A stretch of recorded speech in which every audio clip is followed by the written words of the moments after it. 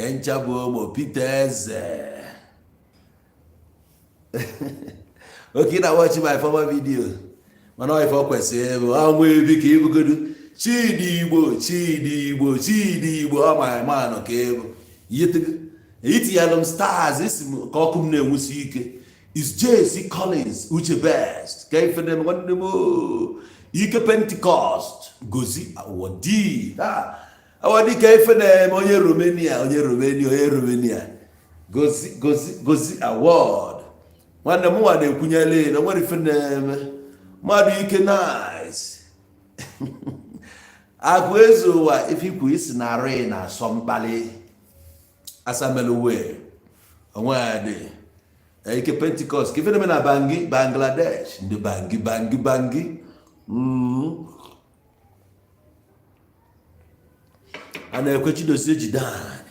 Merige Nation, Ego Stanley, Eche Ajabu Okwebe. Peter is a wonderful. Mano for perceive. I was on all. I was in with the Gaviana. The jury by we on your cha. Who was that?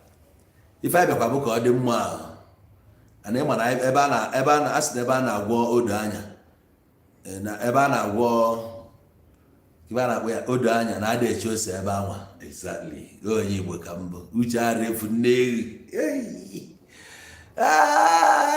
Emeka Adunobi, Lilian Wachuku, and a coach does it down. Keep it. Mba block gom the other one. I block gom ya. Call out the bumper. Come on, good river. What can for them? Kevin is.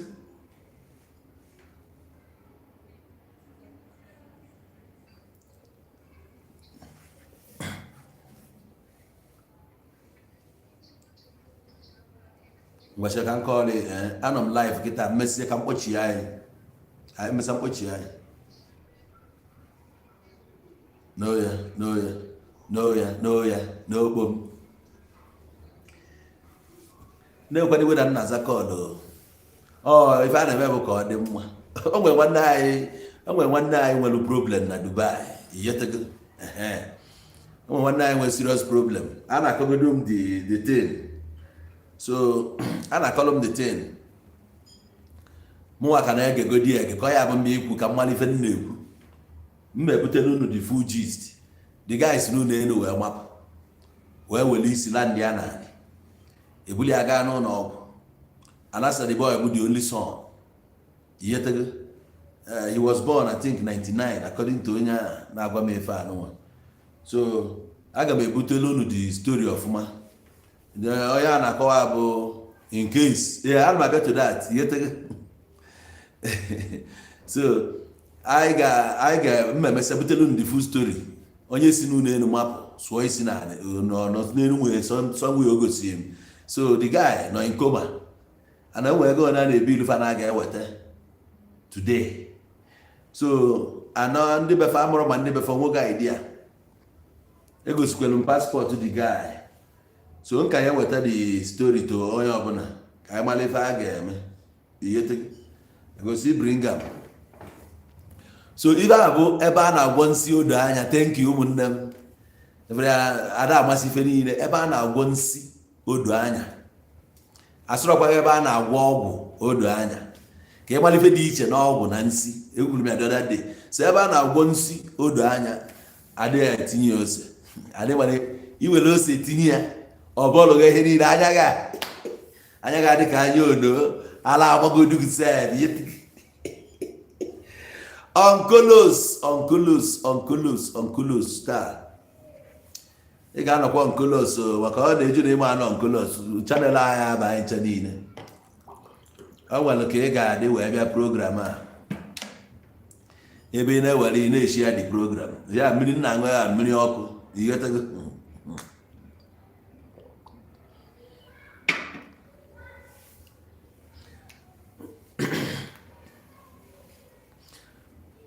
no ọ bụrụ na ọ na-try commit suicide but ọ na-agba ọsọ maka ndị eke. Ọ bụrụ ya bụ those things in experience. Enwetabeghị ndị full gist ọfụma. Mụ na onye akpọbeghị m ya nke edere ede ma voice note is not enough. Mụ na ya ga-anọ kpaa nkata. Ihe egbugo ụfọdụ ndị be anyị. I lost my first friend 1998 or there no about 97 or 98 na India. Esikwe n'ụlọ elu wụpụ ka a wụzịa okwu shift onye ada gbuo onwe ya dị ya. Anyị afụghị ya in so many occasions n'iru akwụkwọ different countries. Ụmụazị be anyị na-atara isi n'elu mapụ anyị na-asịba ụnụ awụzi na jump. Ọ bụrụ na taa na-aga ejide gị si jide gị. Na ọbụkwa na ya anakwa free, ị ga-anakwa free. Onye a jide owere ike ka Chukwu si eme dada ego owere ike dịgo na akpa sef. Ị nwere ike sọtụ onye waba. Ihe tego kata ma ya ọ bụgodu na ọ na-aya ebulu gị jebe n'obi ndị uwe fabuli ije dị a. Fabuli o nwere risk ịma na-eteki. Risk ọ bụ na kọntenu ndụ. Mmadụ adịghị eteki ya eteki. Maka na ọ ebe a ka ọ ya bụ ije kịta ọjọọ ọgbasa onye ọbụla. Mana ilu ị na-efe ilu na ịdị clever. Nna o nwere ife ndị be anyị na-aghọtara. A na-abụkwa onye gbapụ na Nigeria ọ na-adị aka ya si na nwezi na Nigeria agwụna. Is a lie. Ọ ga in the next 20 years Nigeria ga-abụkwa giant of Africa. O nwere ihe wọtụrụ ọnwụ si n'elu wụpụ. Ịma na ihe ayabara dị ndụ ka a na-ayaba nwụọ si n'elu jọmpụ a. Ibe ji ekwu ya bụ na anyị ka ya weta ya fuli ka onye ọbụla malụ. Onye maka esi ehepụ na ọ nọ n'ihe na mana anyị na-ekwu ya ka ndị mmadụ na-amata ihe. Nna onwe ife dị ka na eke na-achụ gị ọsọ ịgbagidezie nke ya egbughị egbu ka ewepụ gịnị ka ị na-awa ihe ọbụ. Ebunata gị Naijiria nesi anya ọ bụrụ na position obu the worst. Ife nji wee lọvụ awụwa too much bụ na tina. Onwe ọnọdụ ọbụla ị nọ n'ime ya atụgharị ka ị rapụ ịfụkwa onye ka mma. Mmadụ ewee kwuo egwu si onye nka mma biko ewe n'iwe. Ọgbazị ga-ewekwe n'iwe na-achọwakwa na ịnegarịkwa ya afụkwa na onwekwa onye ka mma. Iyetere nna na-ebutunata gị na Naijiria nwee ihe dị ya. Survivor dị ya nọ ebe anyị na-aha ngicha ụda ya eche ịta afụfụ wee ribe. Ịchọ ya ịta afụfụ wee ribe. O nwere afọ ị ga-atagide ọtụ ruo 35 before ihe ga-eche njiri. Onye bụ perseverance. Continue na-eme na-akụ ya na one day. As long as you dey honest on the way na-aga, one day ife ga-apụta ya. Ọ bụ iwu bụ na iji bute ozugbo ị ga-eji egbu onwe gị. Many people enwere ike isi n'elu awụwọ azụta gị ndụ na-eburu vegetable. Ị ga-adịzi unproductive for the rest of your life. Ọ bụrụ mistake ya bụ ị na-agba gịnị ka ị na-agba?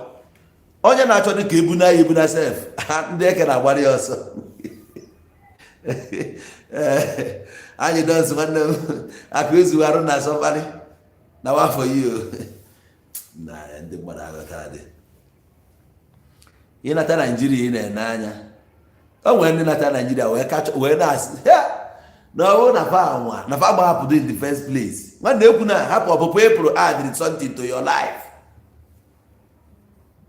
Ị na-alụ Naijiria kịta maka chi ya afụ ndị jiri obodo oyibo kwa natara anata ka mma. Ị ga-afụkwa ndị ga-ebe nchi gị kwa. Ọ ka ụwa dị level ihe ebunata onwe gị. Onye ga-ebuti ya ga-ebuti ya. Onye ama na-ebuti ya agba ebuti ya. Maintain o nke na agbazi na speed. Ha chi buru ha buru. Onye na-ekunye ejekwu ndị eke si ya department ndị eke ada ekwe emegharị. Eke ada ala ike onye na-amụgbọ ọbụla arị aka o bu akwụkwọ ya na ikwu ha. Eke n'idi ya ga-enidi. I dey tell you na eke obodo sari abụrụ ka ị na-ejekwu si aga pepa want to go back to Nigeria. Ọ ya chụchiga ọsọ gị jere airport na-eti mgbu anyị eburu bupụ n'ụzọ tọpụ ya. Onye ha na-achọ ndị ebe a na-awa anya bụ ndị na-agba ọsọ na aja ka edipọtụ ha. I dey tell you na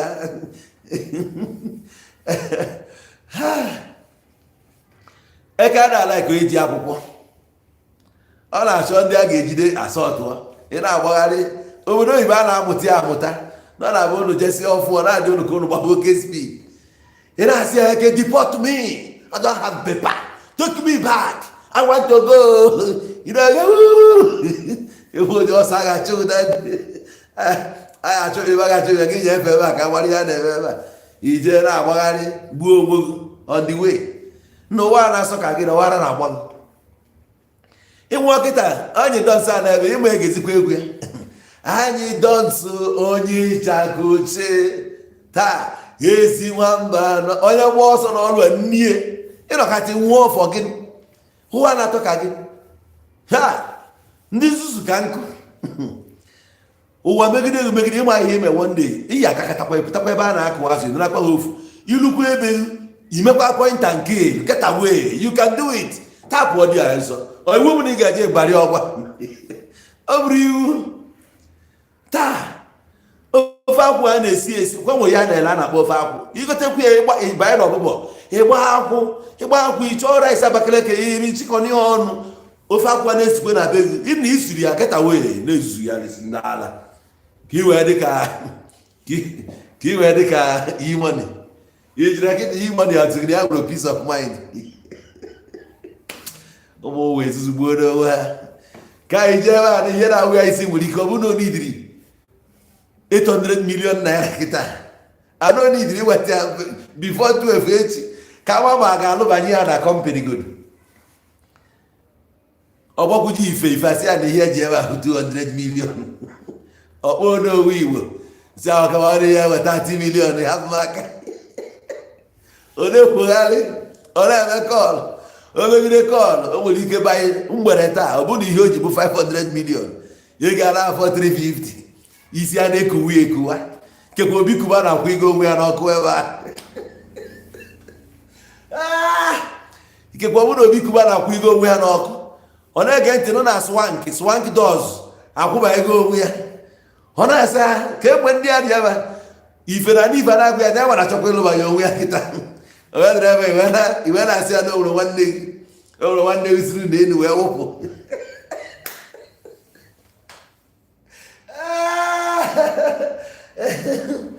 ọ ya dị ya ka asị kpụrụkwuo ogu sikwe n'elu ụlọ elu a tụfukwuo ndị nwa na-akụ dị aka isi 350 million na awagodi ya na ka ọ tụkwasị n'elu nke ochie eji na o nwezi ahịa fụrụ na ana ọ bụrụ na ọ banye ebe na aka ya ga-adagodo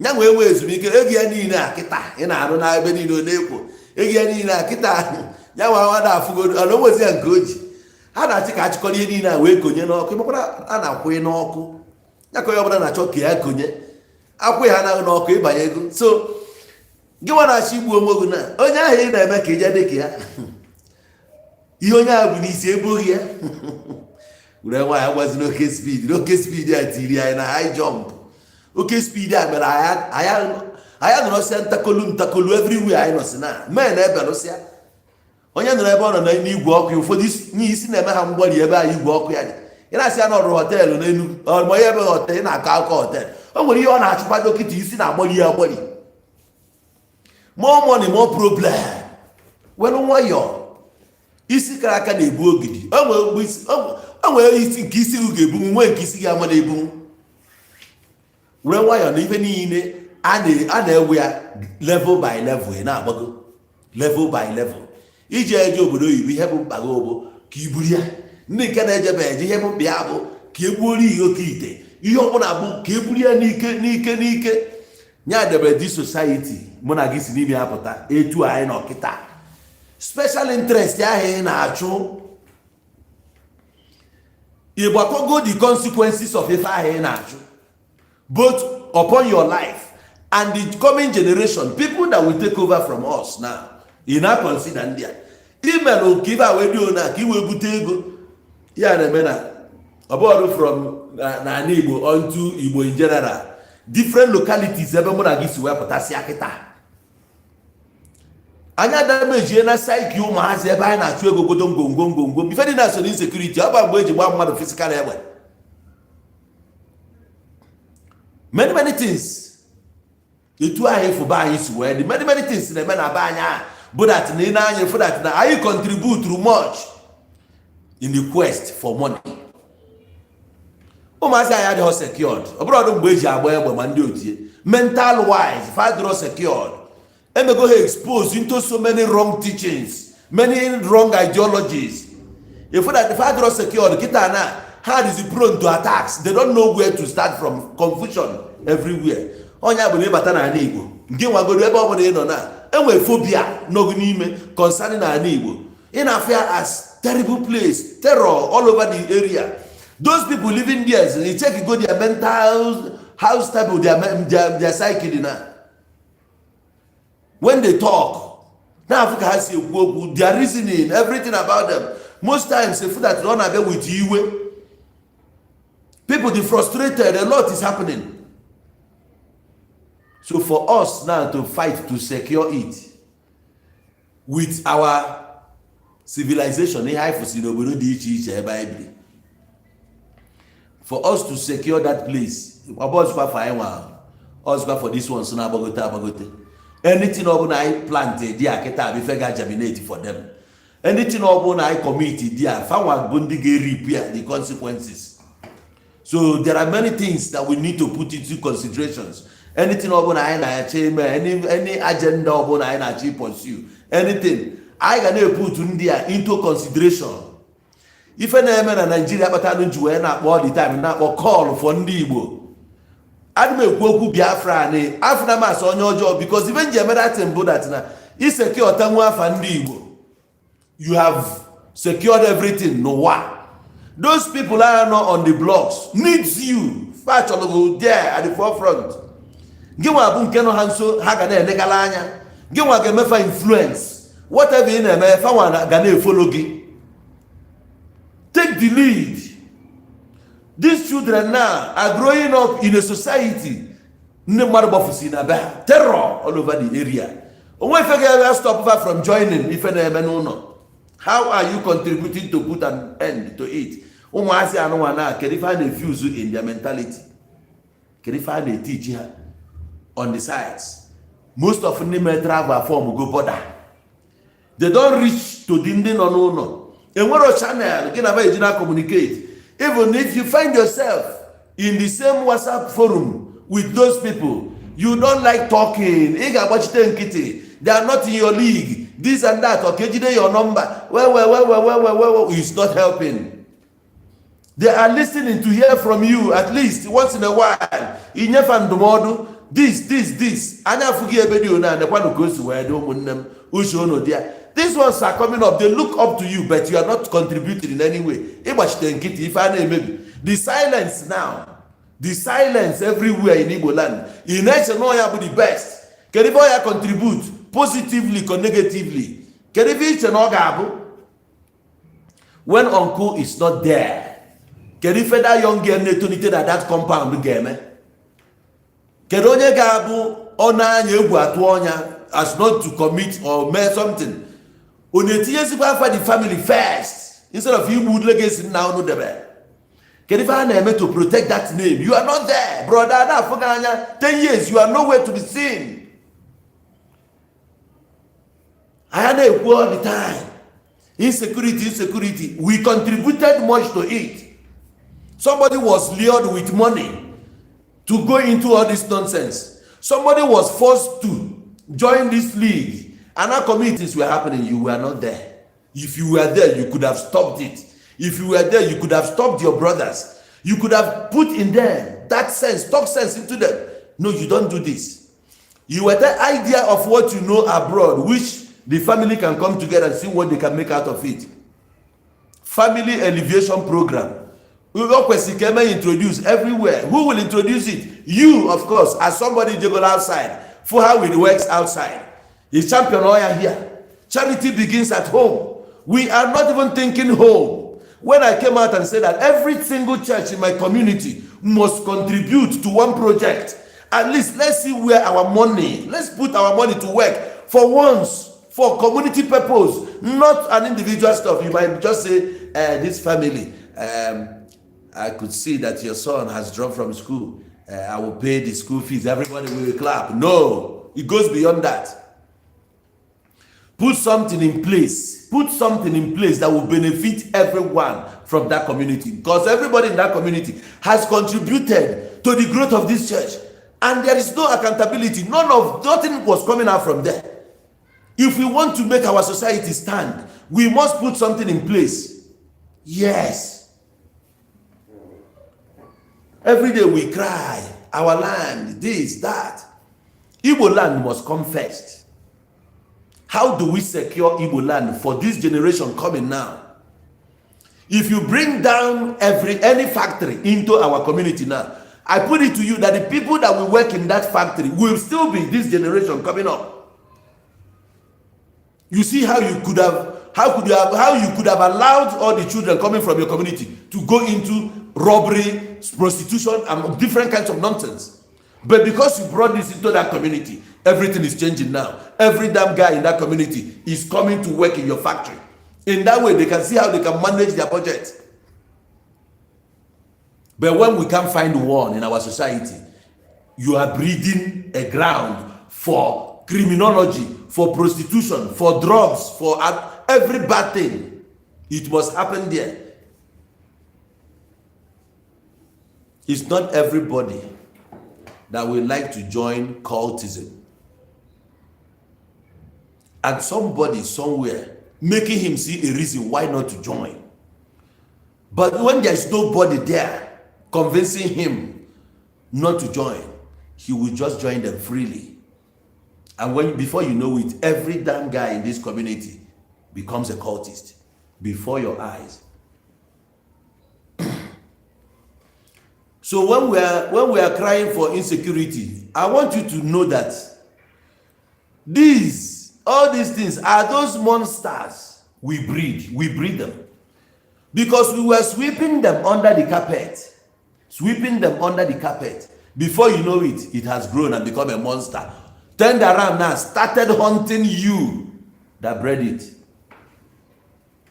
That is all this insecurity of a thing I know every day, insecurity. There was a time people were pointing at IPOB. I came out, I said, no, this is the land I grew up in. I know my brothers. Now that it's everywhere, IPOB. Some criminals will use this opportunity to do one or two things. I've been saying it.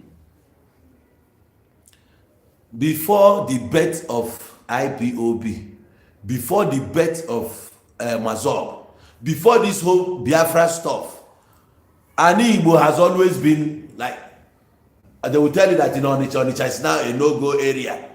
Then there will come this squad that will come and wipe them. After that, Onitsha will become calm again. Tomorrow you hear is in Aba, and they will go there and face it like that. That's how it has always been. Criminals has been there. So let nobody come out and say, this is IPOB or is ESN or whatever.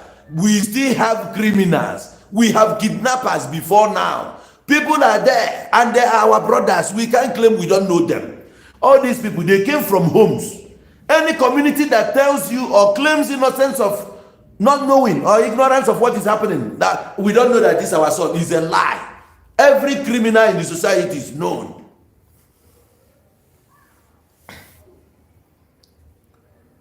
Every criminal in our society is known. Everybody knows them. If you can't contribute money, when you find yourself in a certain group, use that opportunity to reach to your people. Pass a message. Every community has WhatsApp group. I have youth group and whatever. You can come there from time to time. Come and speak to them. Convince them. Make them have hope. Let them see the world through you. Be the eye through which they see the Western world. Because we are cut off. They need proper orientation and education different from what we have now. By you speaking out from time to time, it will change a lot about them. It will change the way they view things. They are seeing things in a different way which will not open any door. They are seeing things that they are miserable in life, that all they need in life to survive is by making Jesus their everything every day. Go to church, pray. You need to tell them, no, you just need to go to church, maybe on Sunday. On Monday, make sure that from Monday till Friday, Saturday, you are busy at work, not combining it with whatever religious this and that. Make them to see that there is nothing that will ever happen positively, if not through whatever you have deposited in there. There are so many ways you can teach them. This thing will just build confidence in them. They will see the reason why they should turn away from crime. Because many people in our communities are gaining from the criminalities going on in our towns. They are gaining a lot. Anadigo mabulu ndinze. Anadigo mabulu ndinze. There is nothing like politicians are the reason behind the criminals. In a way, why are you not a criminal there? My brother, there are ways to talk. You don't say, tell your brother why he shouldn't collect money from that politician. You are the one to make him see it. Talk to them. Not keep him quiet or coming to Facebook to say this and that. Talk to those people. You know them. Those bad ones from your community. You can start it by talking to them. When you talk to the people in your community, I do the talking in my community, and everyone does, then the whole things will drop. So let's stop blaming everything, politicians. We love finding way to blame people. A politician didn't make you a criminal. Why am I here? Why wouldn't I become criminal? Criminal is always a criminal, my brother. Forget that security. Forget your who will be a criminal will be a criminal. I've seen a criminal whose father was a rich man. It goes beyond what you think politicians contributed. What about the one you yourself contributed? This is the same way you'll be looking for somebody to blame in your life. You can't even focus and see what you can do. I said to myself, when I was growing up, when I asked my father, where were you when Ekene made money? He looked at me and said, you have come, you're a man. One day, you go out there and make that money so that your child will not ask you this question too. Now, my greatest joy is that my father gave birth to me. I am now a man. What if I wasn't born? I am here to make something out of nothing. That is why you're a man. I can't be blaming them all the time. You blame politicians. A politician cannot make you go stealing. They gave you money and you accepted the money. It's because you want to steal. You've been looking for opportunity and a golden one came. So a criminal is always a criminal. We can't be saying, what about those ones who are committing crime in our communities? Maybe you hear that the king sent them, or that the PG sent them, or that the youth leader sent them, or that women leaders sent them. Haven't you been hearing all those things? Even we traders, some traders will go and tell criminals to come and kill somebody just because of envy. Is that politicians too? Everything politician. But when our society is sick. Politicians brought drugs into our streets too.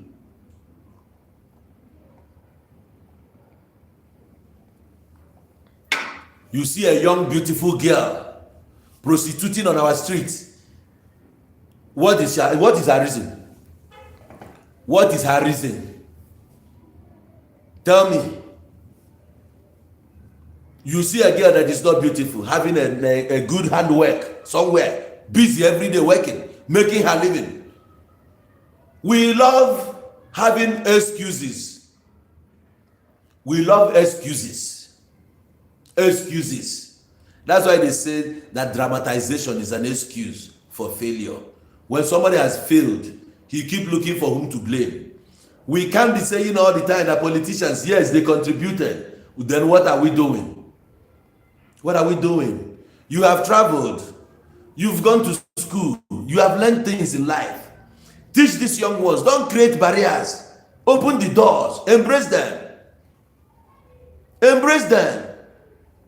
Let them start seeing that future through you. Give them hope. Talk to them. Help them change the perception. Their psyche is damaged at home. Every day they live for Jesus.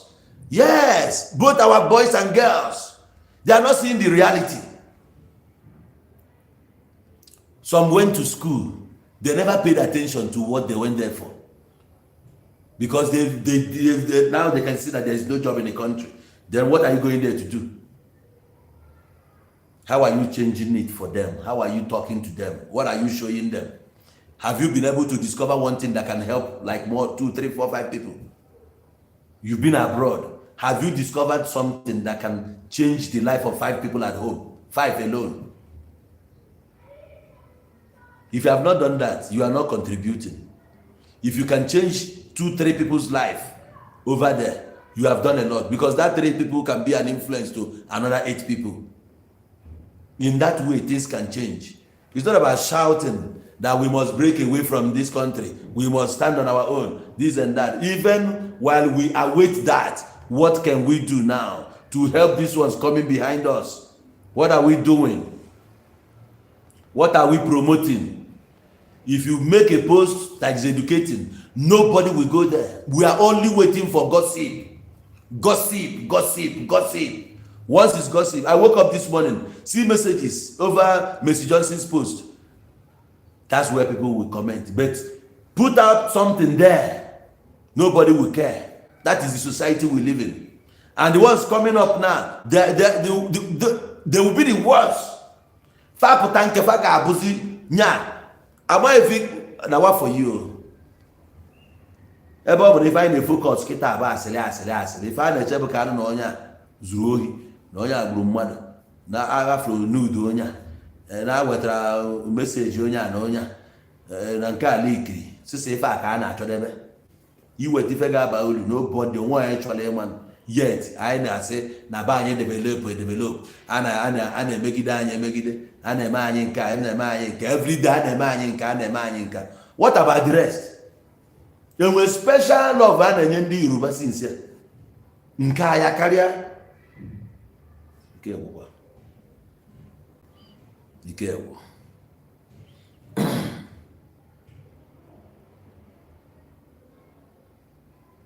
It's not about condemning IPOB one day. You need to buy condemn. You got condemn for how long? Now let us build is what we are saying. Let us build from here. A play go this blame for many years. Onye soli abụrụ unknown gunmen. Onye soli abụrụ IPOB. Onye soli abụrụ ESN. Onye soli abụrụ autopilot. Onye sori abụrụ Amazo, onye sori abụrụ Ọhaneze, onye sori abụrụ ife sori abụrụ nna anya ma continue na akọ ụdị akụkọ. Anya kọgidekwa echenjikwe na gọọmenti na Igbo. Ebonyi steeti nwere new governor, Delta steeti new governor, Anambra steeti new governor, Imo ka enwekwa nke ha soon, Abia steeti new governor, Enugu etu a, Rivers. Enwesikwa na new governors now. We are still here talking about. Let us start now changing things. Talk to your brothers. If you're a criminal, live that life of criminality. Live it. Start living like only Igbo. Start living like only Igbo. In the next generation. Makogi in Zuri, one day, Jababu Mana. Onye gbagbu kita amata na oge nwa di nwa atokwa echi ọ ga-edikwe the thing na continue maka gị wazi na ogbogo otu Igbo egbe na enu na mpago bụ mmadụ gbagburu ya na onye agbagburu ya ịma na kita ị ga-ebu di war jebe dia anyị na-ekiri film maka onye na-akpa egbe akpaba gị egbe ya na-abịa abụ ka agba ka eme show ndị ọzọ na-eme show moto fagolo ọfụ ndị ọzọ na-eme show họteelụ fa na-akpọpe ndị ọzọ ebe show nke ha na-ajedebe ebe na egbe ka ebe ya tata ihe na-abịa bụ ka agba egbe sisi ya kere ka esikwa ndị a hapụ na egbe ọgbọ egbe na-ana n'egbe it will not help echi na alụọ ya aka ọ bụrụ na ndị ilo olulu ya aka famili agụnye ya nọkwa onye dị ona kwuru na nwa ya nwoke eso mana ọ ma na nwa ya bụ onye ohi mana ọ chọrọ ka ekwutie na nwa ya na-ezu ohi ka ezi kọmuniti pụtara na ndị ohi na ya onwe ya na-arịpọtụ a ka dị ka kọmuniti ga-adị onye abụ na anyị nwa bridri dis insecurity na kedu etu ndị nna anyị fasi wee kọntrolu ha n'Igbo bifo enwe ya ndị ori iche na polisi kemgbe polisi bịara na be ịbụrụ onye ohi n'obodo obodo ga-ama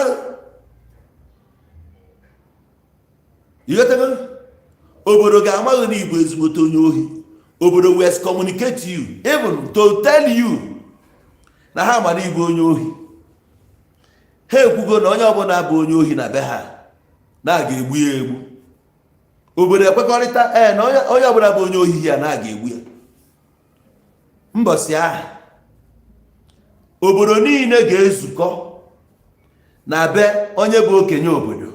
Ebe a bụ ife town hall. Maka nke a dị different from Bala Blue. Onye ọbụla ga-anọ na nke ọkpala nya the oldest man in the community. Ụmụ nwoke niile na-apụta ofu ofu. Ịpụta ikene ụmụnna iwe ju ọfa ana m ezu ori.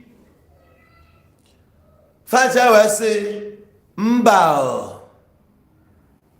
ọya bụrụ dị free. Ọ bụrụ nwoke isi wee jegasịa ije dị aga asọntaim ego olu tọnụ BP gị eru 500 ọkịrị mgbanwe isi ga-egbugodo bifo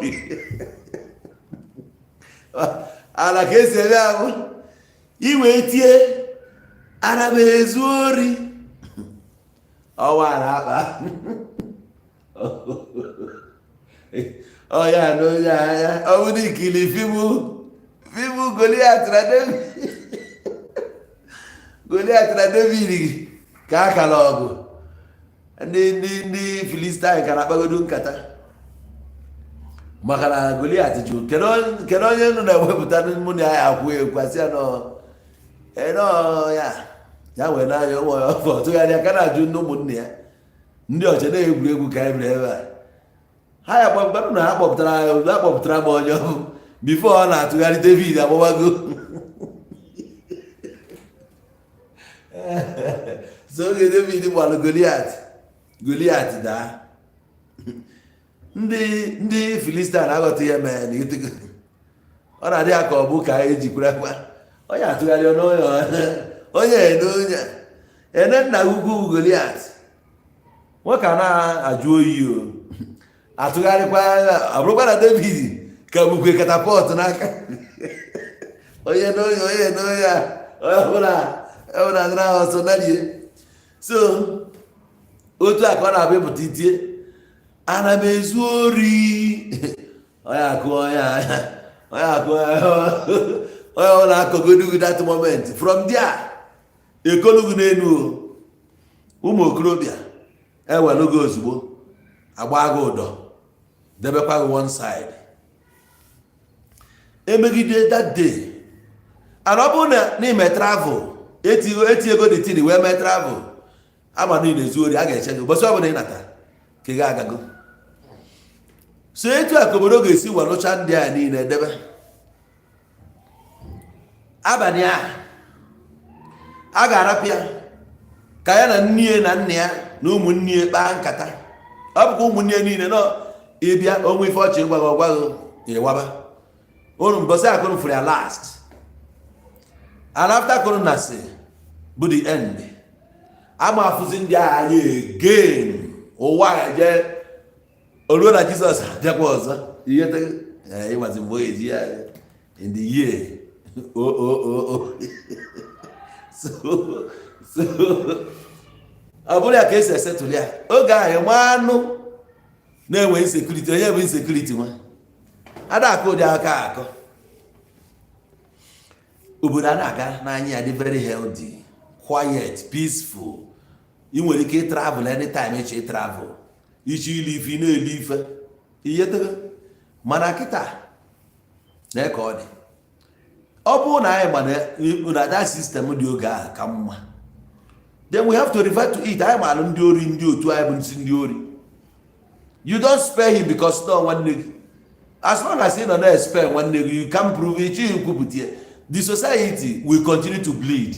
All that kind of people mere ya etu ikpuchi nke ndị ọzọ kpuchi nke fa n'obodo fa dị iche iche ife wee na-eme today. You got to ife wee na-eme. There's no other way. There's no other way. Whatever your interest, keep it aside. Let us find a way to heal our society. Their brains are damaged. Yes. Somebody, a human being, a young guy that grew up in a community. After how many years he has made money, he thinks that the best he can do for his community is to go and build a church. Think about that mentality. When he was young, he promised God to build a church for God. God doesn't have a church. Whatever you are doing is nonsense. God has built its own church. He called it his sanctuary. It's in your heart. That's where it operates from. It doesn't live there. That thing is nonsense. We must change. Go to America. Go to those first-class countries and see how they are progressing. See where they are putting their money, their resources into. All the churches in our villages, tell me what they have contributed. They are there, and anarchy is looming. They are there, the society is burning. What have they done? They are even scared to speak. Why don't we turn around? Use that money to arm our youths. Arm them with sophisticated jobs, not arming them with weapons. Yes. Give them jobs.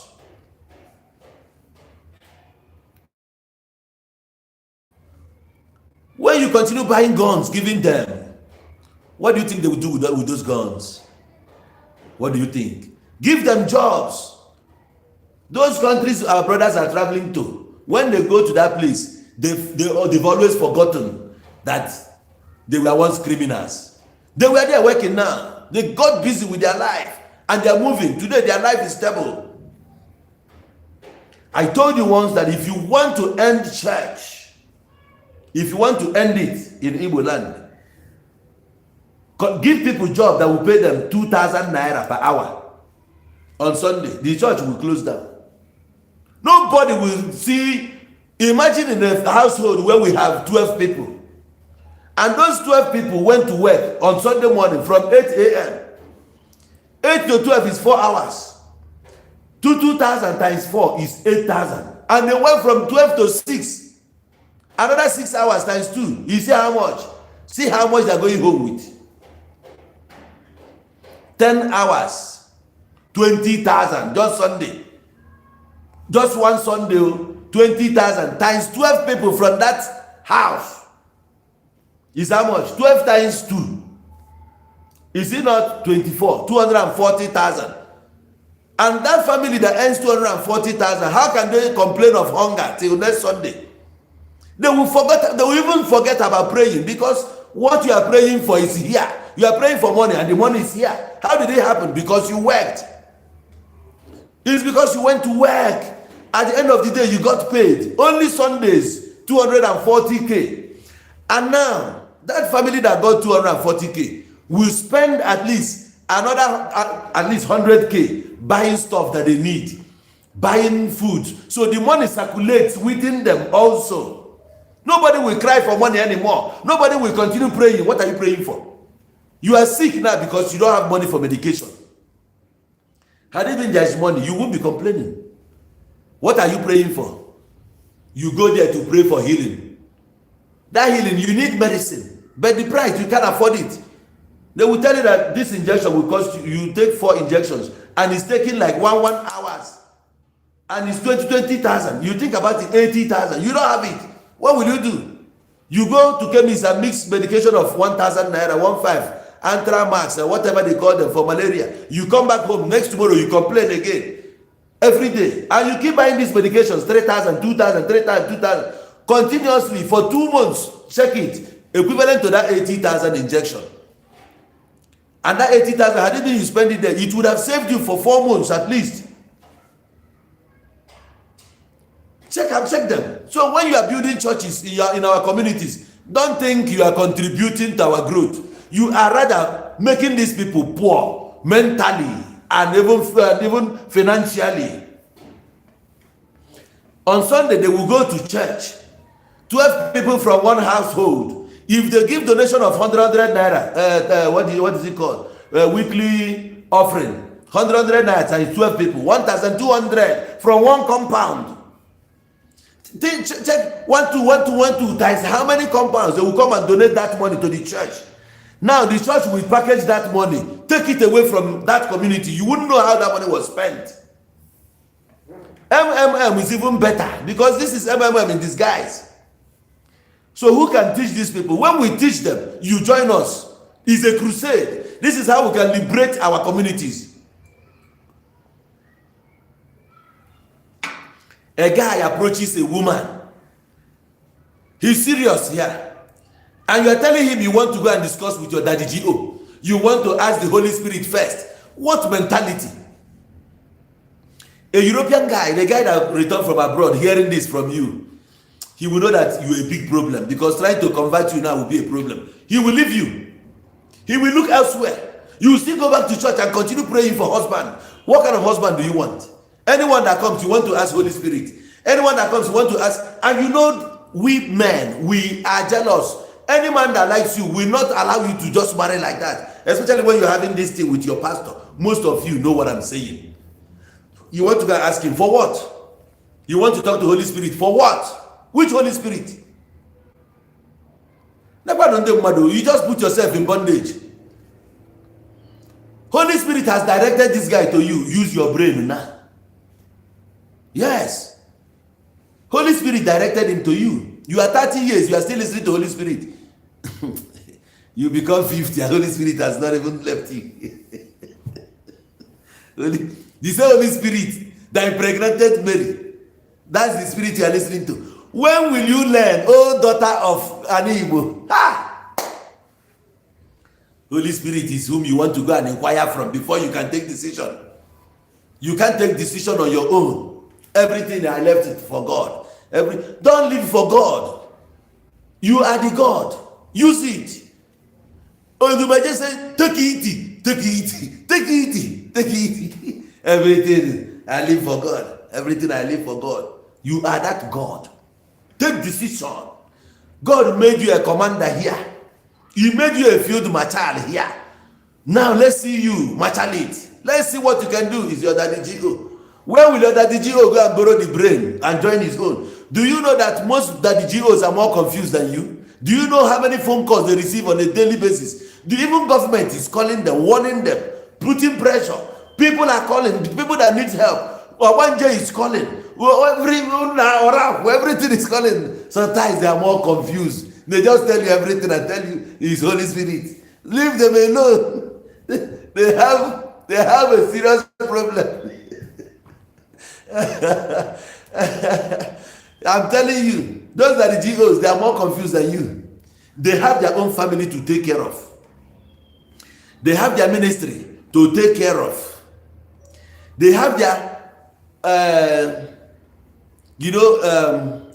distant cousins and relations to deal with. Even that place where they site their church, in that locality, those people call them. The community, police, mayor, everybody around them calls them. Even in that church, sometimes they need money for maintenance. So many things are happening. So it's upon one man. He's dealing with his committee members. He's dealing with prayer group. He's dealing with these people of different problems upon one man. Bank account, the same time, people are gossiping with him. Pressure is there. Sometimes he's confused. He will just tell you, my brother, go and continue praying. Go 7 days fasting. 7 days fasting, 6 to 12, 6 to 12. After 7 days, come. You go home. Fast 7 days. My dear, he's just trying to put you in your own space. He needs to breathe. Being that the ego is not a crime. Take a decision. You're a human being. Take a decision. If you get it right, good. If it goes the other way, fine. You deal with it. That will teach you a better lesson. So experience is the best teacher. Yes. It's not what it's just it's not the only teacher, but it's the best. You experience, at least you've encountered this thing, you know how you solve it, so now you can solve it better. So start taking decisions on your own. Everything must not be that the GO. Some of us, we put ourselves in tight corners where we can't even take, simply because we couldn't take a proper decision at that point in time. You are waiting for somebody to hear from. Do you know what that person is going through that moment? Some of us, we suffer mental stress. And when you are stressing mentally, you become confused. You'll be gazing around without even focusing on one thing. Your lens will be blurred. Sometimes you feel like you are sick. You are not sick. If you see female, some people will start hitting the bottles like drinking. Some people will start smoking. Some people will start womanizing. It leads to so many things. Mental stress. These people are going through a lot. The more you grow, the more your problem grows. More money, more problem. The ones that bought private jet, during the lockdown, do you know what they went through to pay for that parking space and stuff? You think it's big man, big trouble. So now, for us to build that society that we dream of, we must start by changing the narrative here, making people see that this is what it should be, because this is what is working where you are living. That country you live in, it works in that way. Now, you are not only telling them, but you are putting it into practice for them to see. How do you do that? Make sure that anytime you come around them, you talk to your brothers, bring them close, let them hear from you. Some people will encourage their youths through sports. Build them that way. I want to even give thanks to those guys who are contributing, towards building our guys, make them to see that through sports, they can make money. Through entertainment, they can make money and better their lives. Whichever way you can contribute, it will go a long way, because this is where you came from. Yeah, everything must not be you, only you, all the time. If you find a way to touch somebody's life, do it. So many of us are having multiple contacts sitting on our phones, but you can't release one for somebody to become somebody's life. Is that how you want to see a better progressing community? Jealousy, greed. Think about that. This problem you contributed. How many contacts are you not using in your phone? Are you willing to share? Are you willing? Some people will come with their pessimistic mind. But some people can disappoint. How would you know who will disappoint?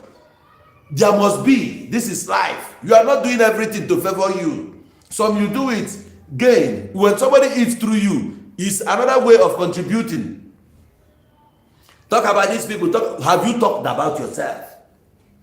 In which way are you contributing? How many guys from your community have you called this year? Tell them, hey, I know that things are difficult down there, but don't think that for the fact I'm no longer living in Nigeria that I've cut you off my life. No, I know you are there. Continue working hard. One day I'll be around. Even that word alone can make him understand, oh, so somebody still values me. Wow. When you travel to Nigeria, at least those clothes you came with, sometimes you just dispatch some. Give out to people. Those shoes, no matter how beautiful, you can give out. It gives confidence. One day, he might be thinking of, changing his mind to go into robbery. He might want to talk to you. My brother, in fact, they decided na committee because at least confidence and go build to that bridge.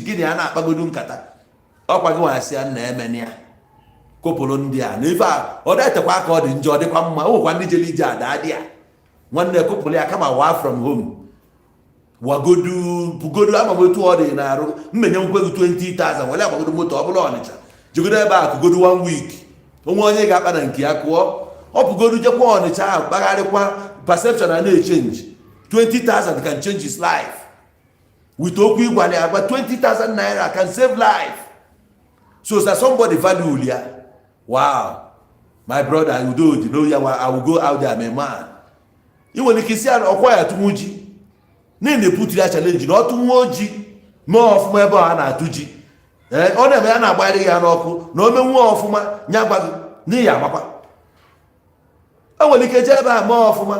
Yeah, but I follow Zana Capago, bring you get to your wego, forgive me, but dear, more confidence about each and you go life, you can gain why in a way. You will get Roma to apply 1 million naira. Can't get if you give me with 1 million. And I still not 3 million offer. Not the Apotanega.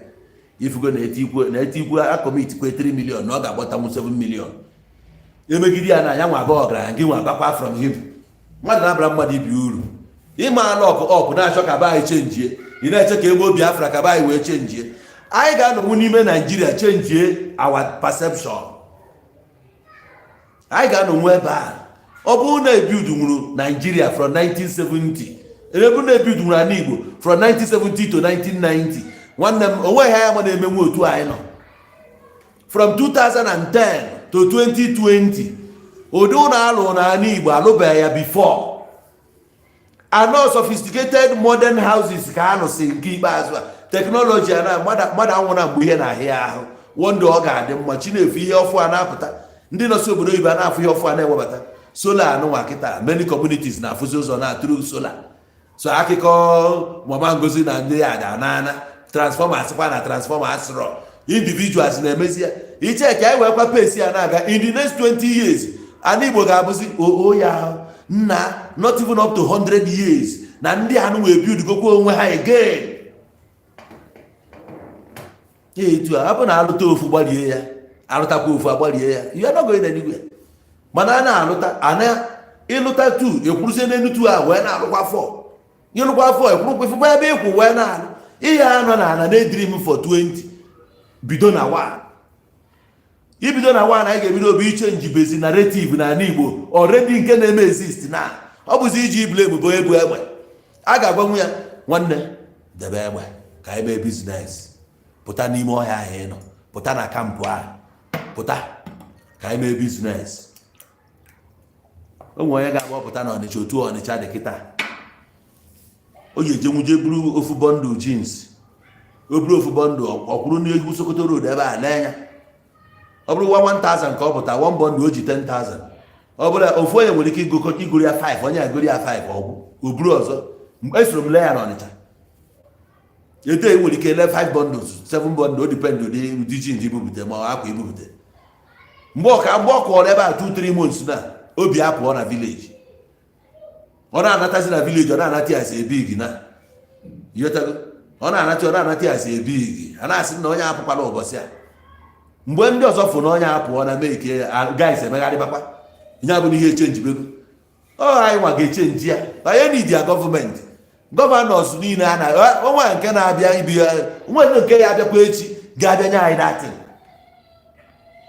kọntrị ọbụla na-edevelopụ blọk na blọk na blọk emerenu emere a na-emekwa ya tribe maka o nwere ndị dị good n'Oringo ha ga-ebibe nna ha nụọ nwaanyị biri na be nna ha mana ha na-anya fụ na the neighboring people na-emuvu a na-akọ ha ọnụ ị ga-ana ebe a na-akọ na ndị anụnwa a na-enegalụfe anya fanwa na-echenji ọ mmadụ na-echenji mmadụ nji wee sị gị na ọ dị little tribes nọ n'akụkụ Igbo anyị na-asị na ha bụ ụmụnne anyị ndị a na-ene anyị anya ka anyị tụọ ọkpa egwu ka ha soro amasịrị ga atụmalụ ga-atụ etu Ọnịcha si dominate etu a ka Igbo si dominate na other people ga na-afanye onwe ha afanye ebe ị nọ so take a step change everything. First of all, secure your place. Onye ọbụla debe egbe ka ị nwee ike baara obodo gị uru baara ụmụnne gị uru bakwuola onwe gị uru.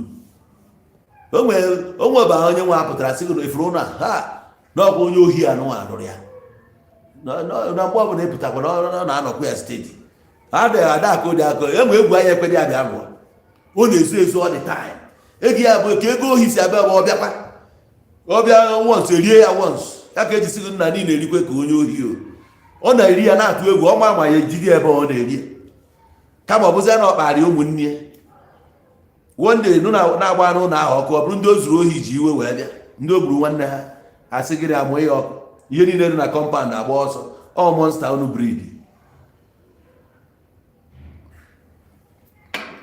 ịgbabazie egbe na-agba egbe ụmụazị kịta afụ na-enwe na kampus ị na-azọpụ ọkpa ha nwa alụbakwa kampụ nke ha maka ha ya nọ na nke gị aka stigo ha nwa abakwuo n'ime ọhịa rụkwuo kampụ bidokwa dị kidnapin na-aga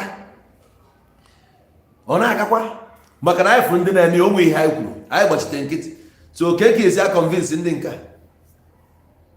ụka anyị na-ekwuburu na anyị stọpụrụ ya n'oge mmadụ agha apụta kịta sị gị na God kpọrọ ya ọkpụkpọ oku n'ọhịa ka o ji wee bụrụzie n'ọhịa ka ọ na-alụ akpọ gị ọkpụkpọ oku ọ bụrụ kapịnta ka ị na-alụ kapịnta gị ahụ mgbede ije ebe a ekpelụ ndị mmadụ ekpere onye ọbụla na n'ọka esi eme ya mbụ abịa ka ọ na-ekpe ekpere enwere ụka mgbede abịa a sịrị ogologo okwu ada adị n'ụka mgbede mana onye na-ejere ụka ụtụtụ ga-eje nke mgbede dịkwa ndụ nwee bụrụ oge agụ ọrụ unu nọnyere m o rubewo anyasị ọchịchị na-agba Jizọs nọnyere m.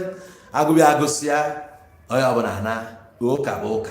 Efu na nke na-ejiri ebe ebodo ọhụ eji ọje na-akụ asịrị agba ọkwa nke mbụ agba ịbụọ agwa ndị ga-eche n'ukwu osisi agwa ndị nke a na ha ndị a zachala ụlọ sacha ụlọ ụka na ha ga-abịa inye ekele jọbụ isi itiri na-ekwe ndị ga-abịa azachasị ụlọ ụka ekwesịrị ịgba ojedebe ya na kụsiere ha ezigbo nri taidie ha ọfụma faṅụgodu mmanya onye ọ na-akọ ọkọ na ngada enu idie ka anyị debe nke anyị etiri ka ndị a bụkwa ndị ga-eku n'ikwe sikwa na ha na-abịa inye ọnwa ekele na gịnị eme na ụlọ sala ụlọ ụka ka ụnụ na-abịa inye ndị mmadụ ị mana kama ndị ụka ga-achọ klina a na-eplesi ya on salary onye klin ahapụ ụmụ anya ka focus ha eti ikwu ya na ndị grup 1 ga-abịa n'ọha nwa ka o rutere ịsa ụlọ ụka ụmụ nwaanyị na-ahapụ ahịa ya azapụ ebe ahịa eje ụtụtụ ya arahụ ụra egburu abịa ba na-eri ịsa ụlọ ụka ewee sasịa mezibe niile fichasịa emechazie wiki ọnwa na-agwụ ndị ụmụ nwaanyị asịgụlọ St. Angelina ụmụ nwaanyị St. Angelina grup D na ha na-abịa inye ekele etiere ya ndị na-aga ire etiri agbarasịkwa egwu abịa atụsibekwa ego ndị ji ọkụkọ ndị ji abịakwa anakọtaghị ya ha edebekwa anabakwa na ndị ikwifu ndị ọcha siri ọrụ a ndị ọcha sibe ọrụ sisie ị ga-edi koodu bifo ị ga-edi koodu ọrụ onye ọcha siti taa onye bụ ụmụazị anyị na-agbagharịsị na ha bụ sitas isiti gị na-esiti ka onye ndị sitiri ọrụ siti abịa n'ihe ezi ọrụ aka na-aga ha esiti gị ya forever debịa ndị nke a finichie asị na ndị nna ndị St. Cyprian Men's Organization group A na ha na-abịa efere ndị ga-alaiki group A ha iche just because na nwere big man na-atọ mgbe nọ ọrụ esitiri ndị be anyị a na-eji eje n'ofu grup enwere ike abịa na grup achọọ big men ịtọ ma ndị kpatasịrị ego ọfụ atụ isi ha na that group ihe abịazie baza asị na ndị grup A St. Barnabas akwa n'ime ụlọụka nwere ike bụrụ St. Augustine nke a bụrụ ndị St. Barnabas na ha na-abịa na na-edekwa onye nwe ihe ha ji wee bịa onyinye ha bịasịkwa onyinye egorokwu ya so people abịa na-ala ekiri grupu ahụ iche ị na-achọ ka ịfa ekwe ogogo na the group ede ya afa gị ịbịakwa tụị onye ọbụla ntụị atụịsịa abịakwa eme ya offload n'ụlọ ụka eme ya offload ha dịkwa happy na ahụ na-enye gị ya God ọ na-afọ na-adịghị ju God ọ na-abụ onunu egwuru n'Afrịka maka chi onunu egwuru n'Afrịka ada ekpochi all the time the God n'idiri ego ada ejikwa ego egwu ya nwakwa na anwa bịa n'ihu ya gbara aka maka punishment maka ịgba na-agba na punishment ikwugodu onwe ebe ọ bụla ikwu gbasara ya na free mana ya bụ God adịghị respect okwu ọnụ ya na aga m supply gị according to your needs nweta n'ofu mkpụrụ ụgwọ ụlọ akwụkwọ ụmụazị anọzi na skuul anyị pụlụsie na ha nọ n'akwụkwọ nke dị ọkpara na-agbazi keke na nke ọzọ bụ ọkada debe isi ka ndị ahụ nke nwaanyị anwa maọbụ na Asaba ka anyị afịa ka ọ na Abakaliki street mana ihe agba aka bịa n'ihu ya eche mgbe ime saịdị bagenu nke ya ma eme nke ya apụta echi ya na arụ mana ọ nyere ego ndụ mechie ego ọnụ nwere ihe eyọrọ ya ndụ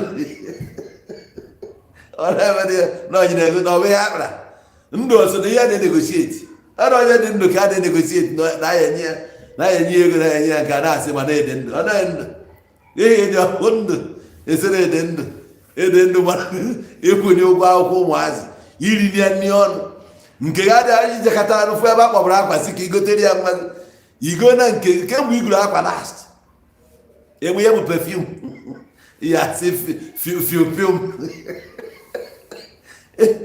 ijekata ije nụ na Shoprite dị ebe a ka ị na-ya ụmụ na agbanwe were kama onye n'anya sị papa na-enwe esi nwoke m nje na ịchọpụ bụ ogbo ihe ụbịa mere anyị ụbịa deprive na anyị lot ọ dị ka ndị mpa anyị adịrọzi caring fadisi caring nọ nwere ọnọ nwere ọnọ ọcha dị ka iwere ọnụ kwuo Mr. B kwuo Mr. B nne gị osi rice papa na rice Mr. Biggs nwere ka o si atọ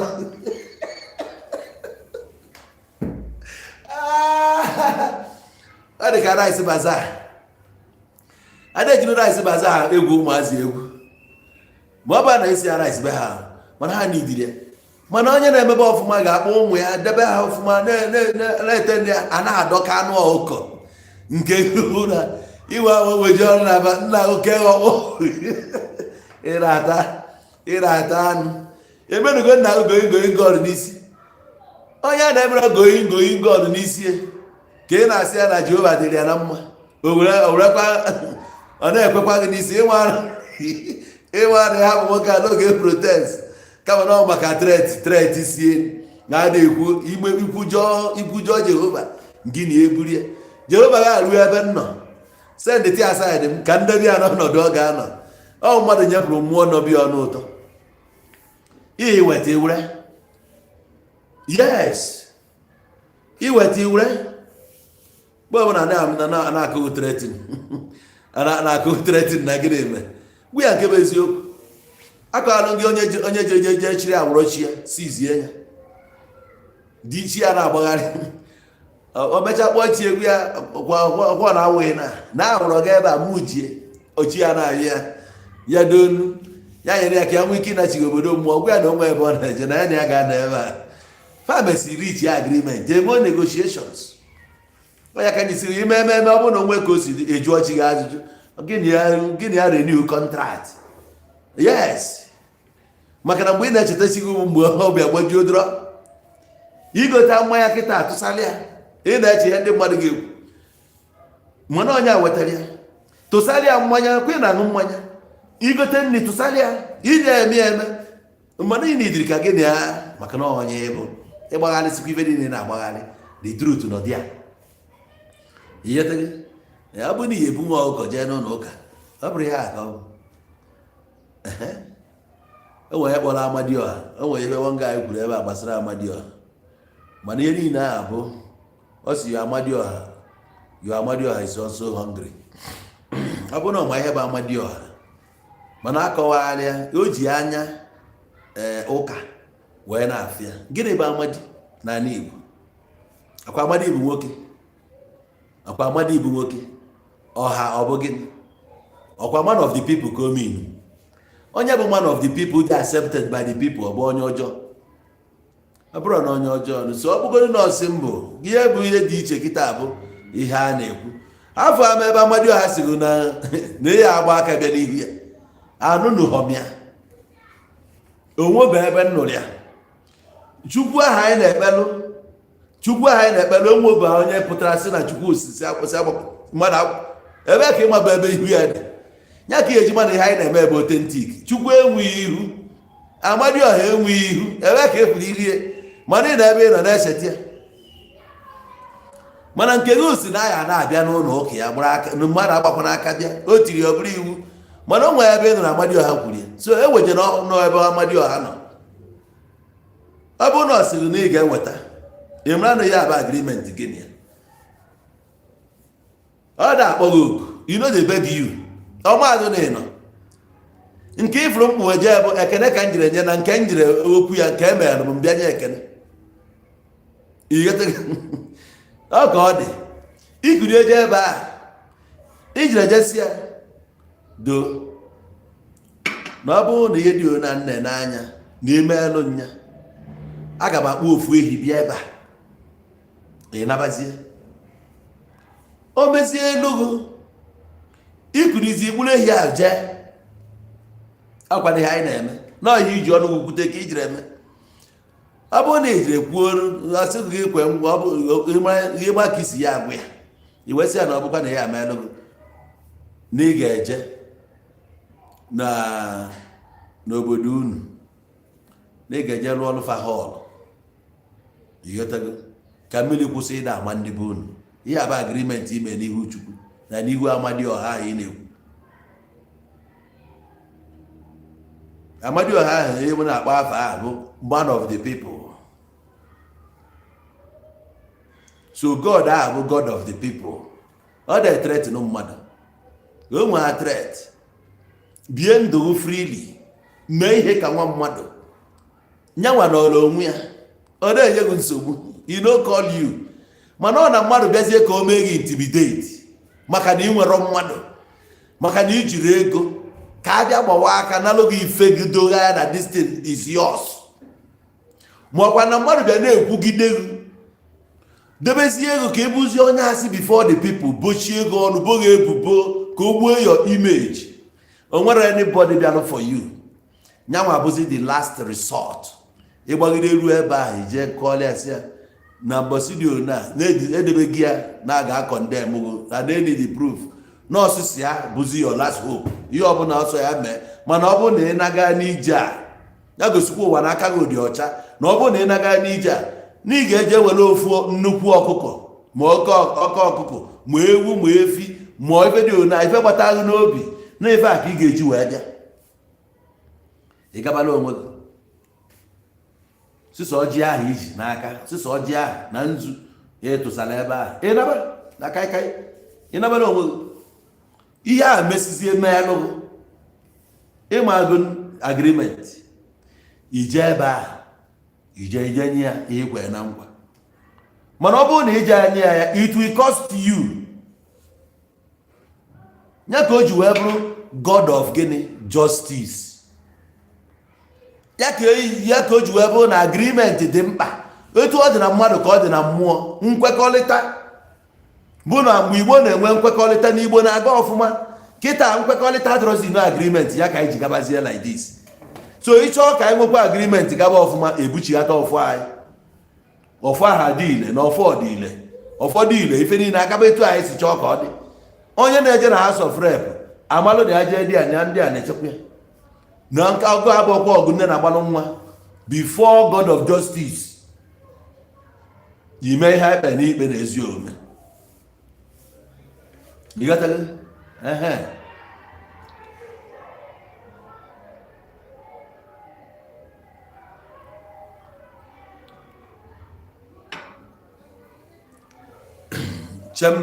Chambers municipal gekwa ntị na na-ekwu okwu mgbe ụfọdụ na-ekwu okwu ka ndị iwe na-ewe onwe onye ọ na-eselo gị na ya na-ede ife okwu ọ sị you contradict yourself and so confused person.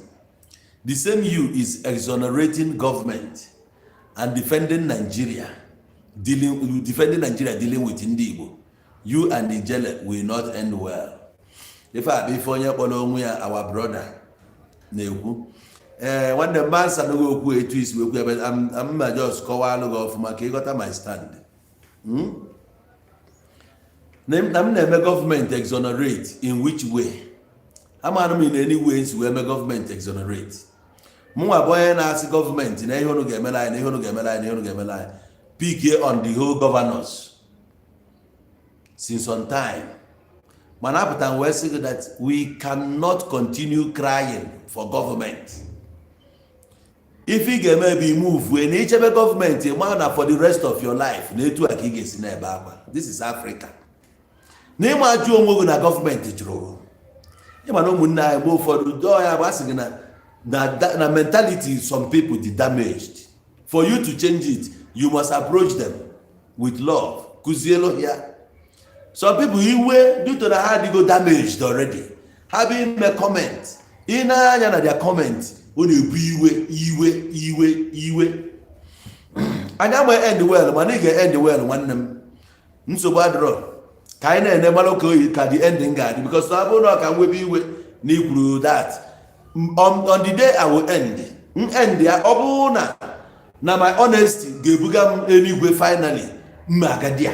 Ọ bụkwa na my dishonesty ga-ebuga m ọkụ mmụọ ọ ga-ebuga m dia. It doesn't matter what you say. Kama no do my ọfụma that na Yes, no kita maybe blame game. Na government government in the next 100 years, the worst Ghana contribute to say as a human being. Careful na your community, the one.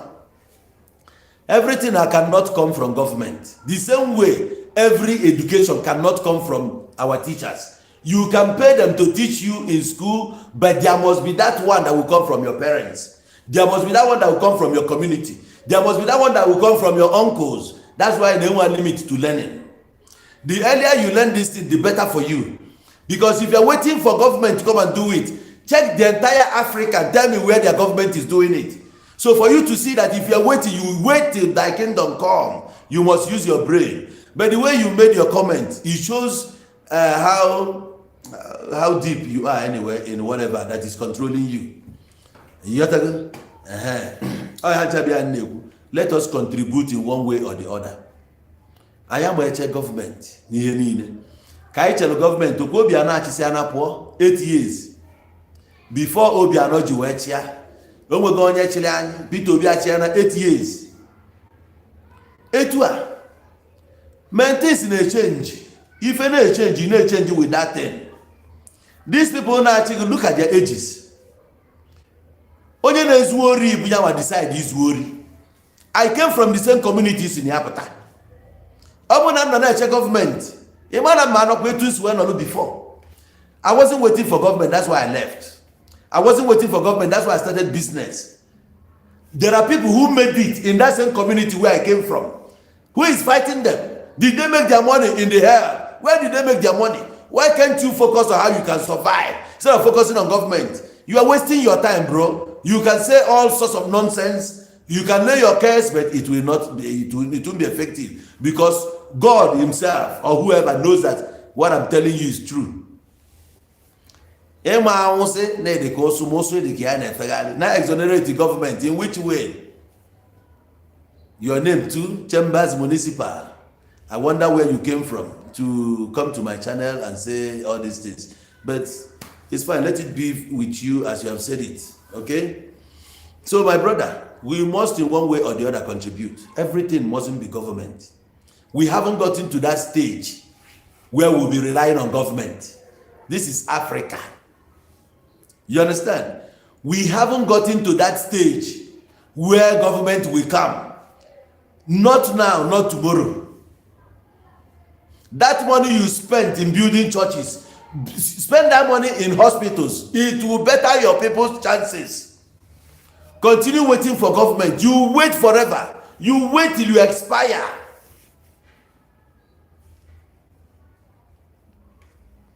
Exonerating government. Any government that did well, we say thank you. Where I came from, we have fought and secured our town through security. This morning, around 3-4 a.m., some group of armed robbers came to Okija. Yes. And what happened? The two of them were neutralized. Two, even with their AK-47, we defeated them. That is what you need to do in your community so that those women can be safe, so that your people can be safe. Stop waiting for government. Stop waiting for government. Dramatization is excuse for failure. No, we wasn't waiting for government. They had to do something to secure their place. Oba didn't wait for government. They are doing something to secure their home. Oba, Okija, we are fighting everything we can. We are putting things in place to secure our town. Stop waiting for government. Mumu. In a government. Na Africa. Gwakerem Africa. Ke country one Africa. It's in a sense. Happy ayachebe government ga-abịa rụọrịa general hospital, rụọrịa good road, tinyere electricity. All this mentality kpatara na some of them achịghị nata. Ndị a na-achọrọ nata bụ bunch of failures. Na-ege ihe nna agwa gị. Ndị a na-ada ekwekwu nata a bunch of failures.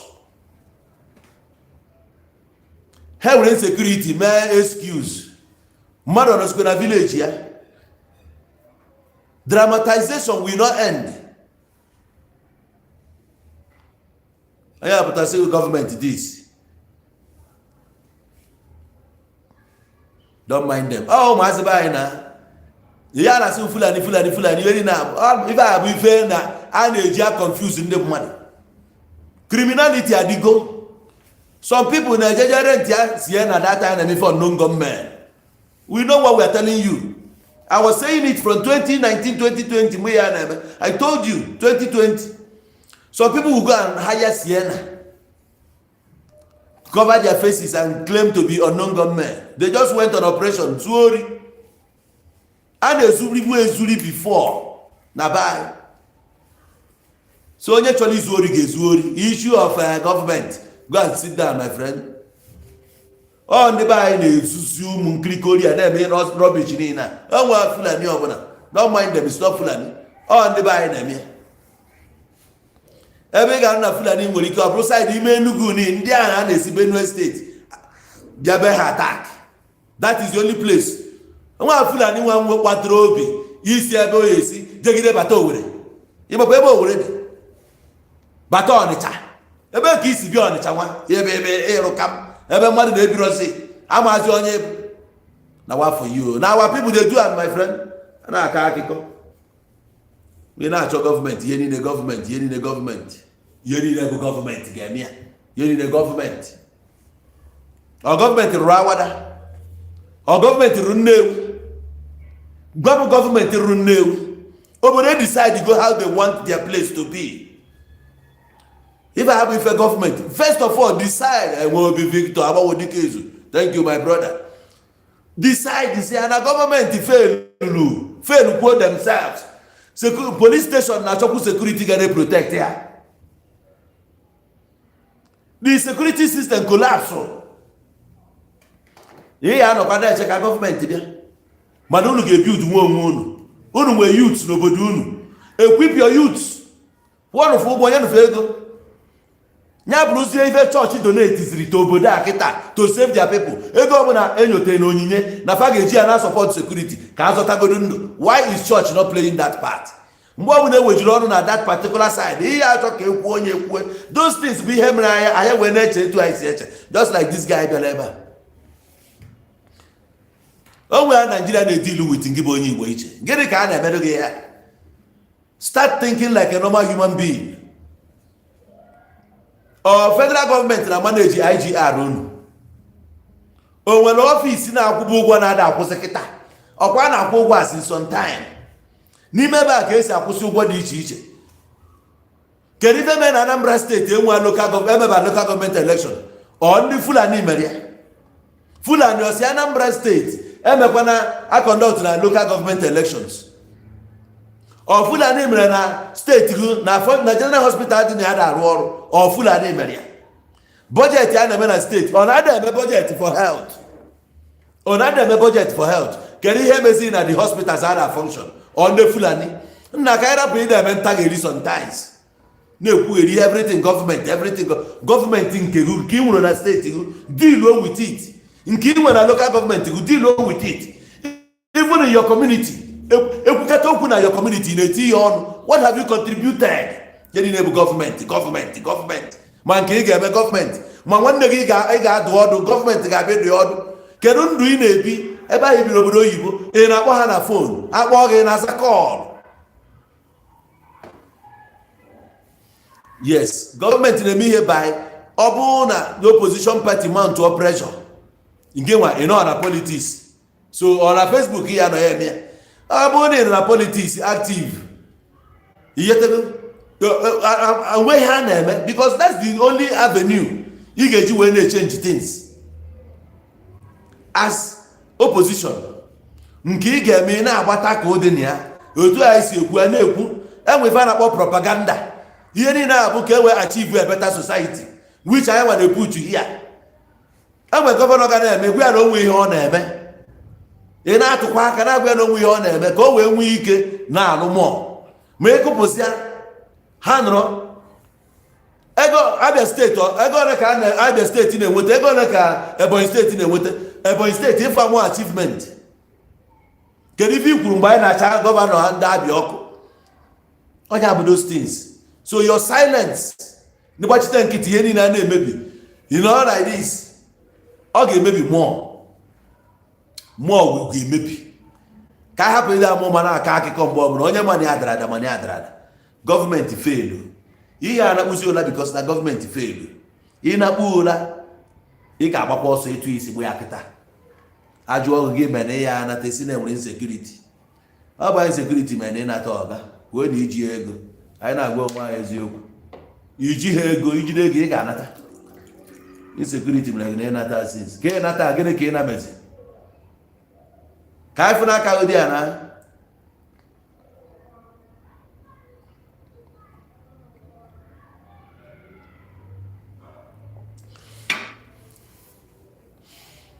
it's we are not united between ourselves. Yes. Kedu ife ga-eme ka anyị unite ya?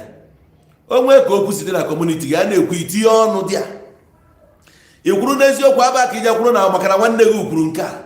Ị ga-akpọ nwanne gị mbọs nna ọga biko ka a hapụ ide etinye ose n'ihe a na-eme ka anyị kwuo ya etu o si wee dị efe a bụ etu a ka ọ dị ụgha ikwuo ya na nwata onye ọzọ sekọndị oge ekwube ya efe ewelu nke ya mere ihe before you know it dị relevant n'obodo unu isokwuo na stakeholders iso n'ọnụ na-ekwu ekwu you must contribute in one way or the other ka anyị wee achieve ya na ọ bụrụ na ya ezi ya n'ụlọ dị united o nwe ihe na-achọ n'elu na ị ga-enweta you no go fit get am ya bụta onwe ihe ya bụ ị na-achụ ọ bụrụ na ị ga-esekpu ana isekpu ana ka e nwee peace nke ị ga ya ahịhịo if you want to form alliance with people maka ịnwe ihe ị chọrọ ịba achieve ị ga na-aya ahịhịo sekpuru ana na-alachaghị ike ntị nweta ihe a iwee garagara bịa inogo getam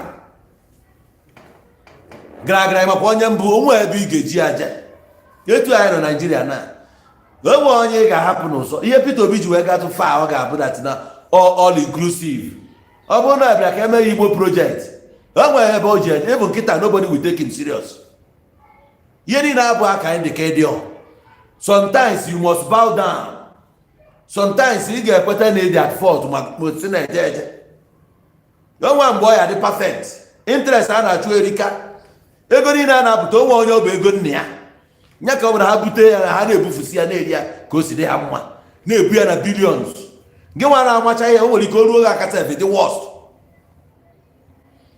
enwere ike oruo gị aka dị worst a na-eji na tenkobo mmadụ nwe wee mara ihe ọ ya eme mụwo 10 eji m nke be ebesi charity some people na commit towards charity many things na-eme ọ ka wee help ndị mmadụ enwere ike nke nwa sef enekwu anya for how many years family who sef afọ ba 1 cent ga anya ma ị na-aba nke ego obodo adịrọ mma iso contribute iso you are part of it anyị chọọ ka ba anyị dị mma anyị ga-ebido na grassroots nya bụ ụmụazị ya na-etolite kịta ha maka anyị ga-ebido change be because ụmụ oge oyi ruo anyị ezughị ike ha nwee take over ha nwa take over ọ bụrụ na anyị gbara egwu anyị ọfụma ha nwee so n'ụkwụ nke anyị ka iwe nwee ike nwee ezigbo retirement ma onwe oge oyi ruo onwe ebe ị ga-ezu ike emere maka non gọọmenti onwe prominent na be anyị ejeje mebere anyị ya na Ọnịcha nekwe Ọkịja ma na-emebere anyị ya na Ọnịcha because of giving security some towns bụ iche ime akwamozu burial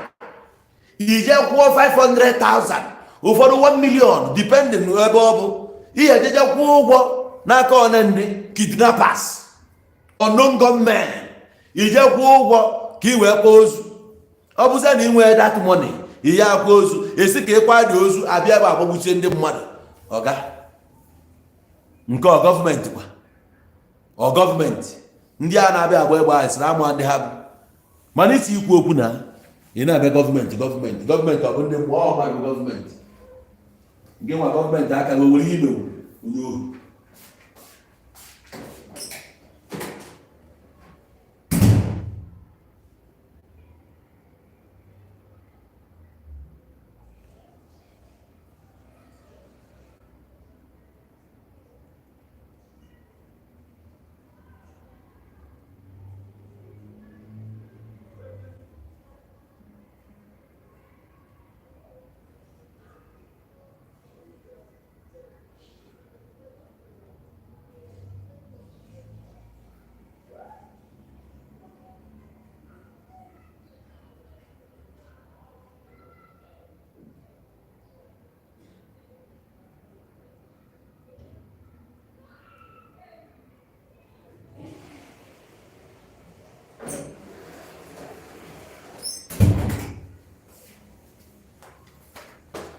onye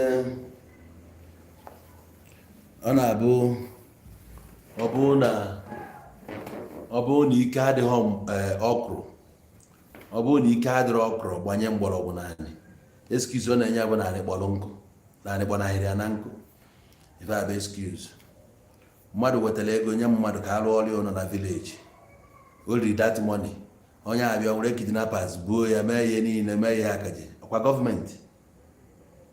gọọmenti kwa mmadụ si obodo oyibo nata nwanne nke ya aplanụ ndị bịa kidnap ya agbagbuo ya ọkwa gọọmenti ọgọnụ na-ekwu okwu sometimes a na-ekwu okwu ka ndị nwee sense onye bụ onye ohi bụ onye ohi onye chọọ ịna n'iyi chọọ ịna n'iyi ịghọtago ana ihe na-eme ya influence bụ etu esi wee ebe anyị si na ya wee pụta o nwere kọmuniti ị ga-apụta sị na ndị a na ohi ka eji mara ha ịghọtago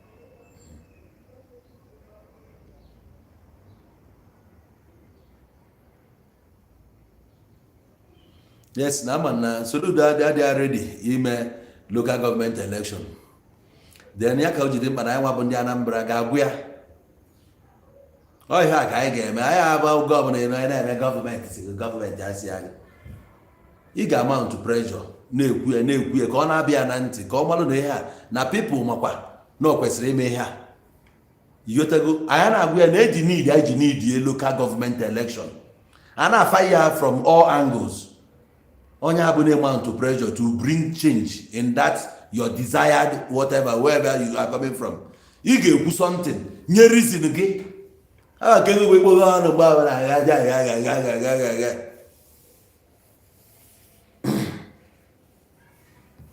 ma gọọmenti si uji emebe kidnapping na ụmụazị ibe ga-ejebe ịchụ ego gị ka oke ewe iwe echọrọ ka onye ọbụla dọ na n'ụlọ maka ama na onye abịa kwuo ya abịa iwe na-ewu ya ihe oji o mere kpọtakwu ijele afa ihe na-ebi ọ na-afụgo ebe o si ọ ihe na-ewu ya maka na anyị dị against sit at home ọ bụrụ na onye maara ihe ọ ga-ama dat na ebe o si pụta na nsogbu dị ebe ahụ so ebe ọ bụ na nsogbu dị ebe ahụ na ị ga na-achọ solution on how to make things better abụghị na-achọrọ ebe onye ị ga-asị na onye sị gị also a failure na-abụ mbọsị ọbụla blame ife ị ga na-ekwu okwu ya bụ how the way forward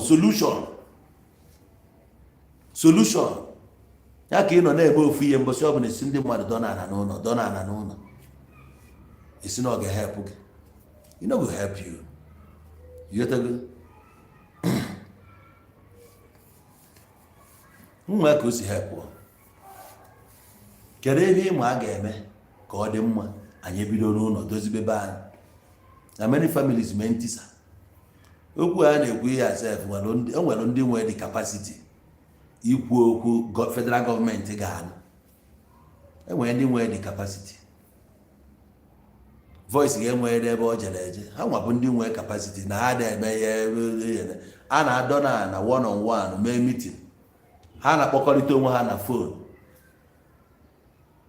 so ị nọrọ na-achọ way ka ị betagodo your life while ị na-hope na nke nụ ga-eme chọọ way now better your life ejunere ebe akọ ga-eribe chebe gọọmenti ga-abịa rụrụ ụzọ maka onwego nke bịara rụkpọ everywhere ọrụ nke ọ ya na-enwekwa ebe aka ya na-erughọ ihe nlaikiri bụ ịbata n'ọchịchị ekporo ihe niile kpojuo aka 7-point agenda no wuregodo ofu okpuru wuru ofu mkpụrụ ruo ofu ahụ ofu buru ofu asị na mgbe onye agha chịrị na o ji ọkwa ụzọ nke ngige bụ na o ji ya ụzọ gwuo egwu ebe focus bụ na ịrụ ụzọ ọ bụ na onye ọzọ bata focus on infrastructure focus on infrastructure kịta ya afụ the infrastructure na-afụ ya anya efu na onye arụrụ ọrụ elotere m oge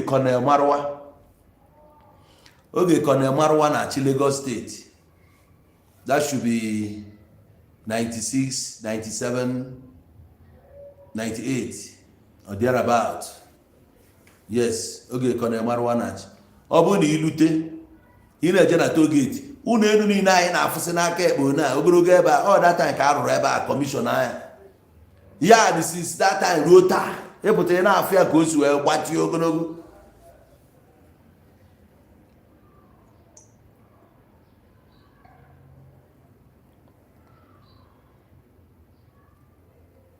Imagine. No comment our brother my hustle, they kidnapped one big man in my community and collected 50 million. And they later caught those kidnappers.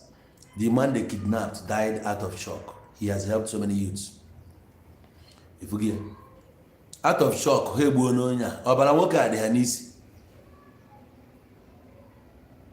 Nke a bụkwa gọọmenti sendịrị ha ji eme kidnapping. Ha ma ụzọ embassy, ebe anyị jeje gbata visa. Pụọ hafụ ụzọ transport ji ebuga Lagos, jee chụọ akara aka ha bụrụ na Igbo ya baa. Ha jiri Lagos ha chụta n'ego. Ụfọdụ jesiri obodo dị iche iche, ọkwa aha ha natasịa n'ụlọ. Na-eme ihe ha na-eme. Efu na na-agwa na ihe niile a na-cause problem by bụ bunch of never do wells. And ihe niile ahụ ya na-eme na-atọ ụtọ bụ part of them. Like ndị na-abịa emesigasị negative comments. All criminals anyị nwesị. None of some of them have full opportunity ịnata na buy. Na ha nata na, that is the only business ha nwere ike ịba na kidnapping. Ihe niile ịkpọ ya gọọmenti. Gọọmenti Nigeria mekwara na ịkpata ego n'obodo oyibo ahụ ejiri. Ka obodo oyibo ahụ ejiri, ọ bụ eche m ejere ya bụ ka ịkpata ego. Ị na-eblame gọọmenti Nigeria. Nke obodo ahụ ị nọ na ego one ka ọ kwụrụ. Ka ọ na-efu ndị bụ ụzọ bịa obodo aka akpata ego na. Nene kọntrị ahụ ibi na.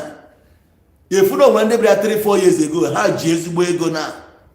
Ka efu na ọ bụ ọrụ Nigeria debere ego na kọndishọn ị nọ. Jee jụọ chi gị aja. Ya nwere ihe nna gị komiti. Ọ bụrụ na nwere alụ dịbe nna gị jee gboo nata. Ebezina nkwugheri achọ gọọmenti ebere gị. Ị chọjiri ọrụ na gọọmenti na-enyere gị. Jee na lokal gọọmenti gị chọọ ọrụ. Ihe eje. Ị na-achọ ebe a ga-ebu ihe ego mbute. Ịma nọ ntụtụ ka ọkwa ji eriju afọ. Ka ịfụ ụmụ okorobịa bụ motosaịkụl dọkwasị ahụ akpati n'azụ. Na-eke nri na-edespachi nri. Na-arụ na post office ọ na ha na-akwụ rent. Ọkwa mmadụ na-eme datin. Onye ohi bụ onye ohi. Stop nonsense anyị na-achọ gọọmenti, everything gọọmenti. ITC ọkwa transport line. Ọrụ mmadụ na-anya moto ejere ebe a si bụ ihu ka abụ na-ebunye agha. Gọọmenti enye agha ọrụ, gọọmenti enye agha ọrụ. Ha ti kịta na-achọrọ mmadụ ọ na-eto mmadụ 50, 500 ịbịa for training. Ị na-eje enwere ike ije receive training anyị were abala onwe gị uru, but you won't go. Every day government asịrọ. Ijiri eme market church of gọọmenti ejide ya aka. Ijiri eme market church of ejide ya aka. Ọ gaghị eji ego onye dị frustrated. Ihe tago na nke ama aka ibe. Ndị anyị na-aya. Ndị gọọmenti na-abịa by program. Ị ga-emegide nwanne ejide gị. Etu aka ndụ gị esi end. Ejikwala nwaanyị baa n'ụlọ onye ohi. Ihe ezu ike kwụsị ohi na-ezugharị nkirika ohi. Ohi nkiri ụmụazị ibe gị zuchiri anakpuo ha. Ebido nke gị kịta na-ekwu.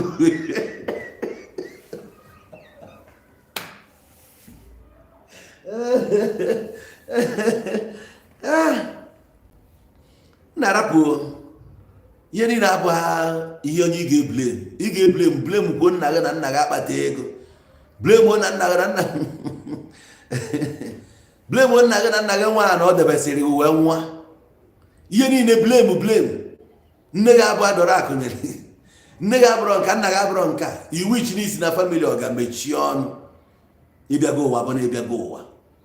Ọ mmadụ ka a tụnyere wolves ya nwere idiri ihe na chighata azụ. Ndị a niile mekisiri ego ha ncha niile ka a mụrụ with golden spoon. Ihe niile bụ blame. Na wafụ na gọọmenti mere gị jeje gwọba ọgwụ ego, gbuo nne gị, gbuo mmadụ. Gịnị ka emeziri mgbosi afro ndị ahụ jidere nwaanyị onye amị bepụ ya olu gbuo ndị nke ọzọ. Sosisi ahụ ka egbuchaziri ndị a Naijiria dị na mma. Ị ka ndị na-egbu na-aga n'igbubego. Ha nọkọta na-eteki some senseless decision ịma na itekie oputuo the entire region na problem. Yeah, be careful when I make utterances. Be careful, kids, take decisions. Be careful in the public. Your comments can even send you to jail. Obu na efu any reason you condemn why ihe na-eme na Igbo. Nwa Igbo ezigbo onye ohi. Every damn reason you condemn why ihe na-eme na Igbo. And no, let it stop. Let's move ahead. Let it stop. Just or something. Ị ga-anya ni moto, ị ga-anya ni keke. Ọ mmadụ na anya. Ọ bụ na budget ga akarigo budget keke, ị chọọ moto. Ọ bụ na ọ gafego, ị chọọ trailer. Ọ bụ na ọ gafego, ị chọọ business mee. Nke ichi ime idebe gị, ọ bụ na idebe gị, bidokwa from scratch, raise the money. Stop hoping on people, hoping on government. Gwa m government efuru n'Africa abụzi nnọọ ejesi ọgwụ dịka Europe. Enwere ya, every country in Africa is struggling. Enwere major problem. Enwere a problem. Kpata na onwe any country ga-afụ na-eme ọfụma n'Africa. Echena na enye gị nke ga-echi bụrụ ụwa niile. You can't the whole 50 something countries money here. No, ị ga-anọkwa ebe ndị ọzọ nọ. You go struggle. A design go the system. Design ọnya debia ọ na etu efu esi design church debia since ọ na-eri unu continuously. Etu a ka esi design ọnya na Africa debia. Ya bụ ahịa need intelligent. Ịgba speed edebe gị n'ọnọdụ. Igbo oke speed enwu echi. Abacha ime egburie. Gaddafi ime egburie. Thomas Sankara maka osiwu. Jerry Rawlings ya nwụrụ ụbọchị akwa ịnọ ka o kwuchiri okwu o kwuchiri the other day. O ruru 1 month nke aga. Ị na-edebe ahụ na-edebe nkirika ahụ nwụrụ anwụ a na-agwa gị for reason. Ebe ọ bụ na efugo na sistem a dị ona. Udo ga na ọ bụ ofu onye ka ị na fight. No system ka ị na fight. Ihe a bụ network. Ọ dị interwoven. Ọ gara farther than ị na-eche. From Nigeria ị na-ene anya. Nigeria ị na-ene anya bụ na countries nwere interest na Nigeria dị SS. Ndị nwere interest ọ bụ ihe ya amapụta echi sị na ọka achọ afọ irigo ofu ihe nke ga-aga emechi ya CNN anya ekwu okwu. United Nations ọ ga-ekwu okwu ma ọ bụ na NTA ka anọrọ ya. Ana na-regulate NCC ma ndị otu ama nke ihe ekwu ma nke ịgba na-ekwu. Ebe onwe ị nwere limit ị ga-ejedebe. News achọ ka ọ pụọ ga-apụ. Nke achọrọ ka ọ pụọ n'ogogo. Ọ pụgoro ajụkwa ọkpọ mmadụ ka a ga-ajụ. Buhari niile emetie niile o nwere ihe mere ya. Python dance niile ọkwa eche na a ga-egbu ya na United Nations ngịnị mere ọkwa ọchịchị na rituoro onwe ya comfortably. Ndị nwere interest n'ebe as long as their interest na-aga. Ha gwakwara na politics bụ game of interest. So inwe interest of your people ị banye politics. I wetazi ideology ga wee na-echange everything.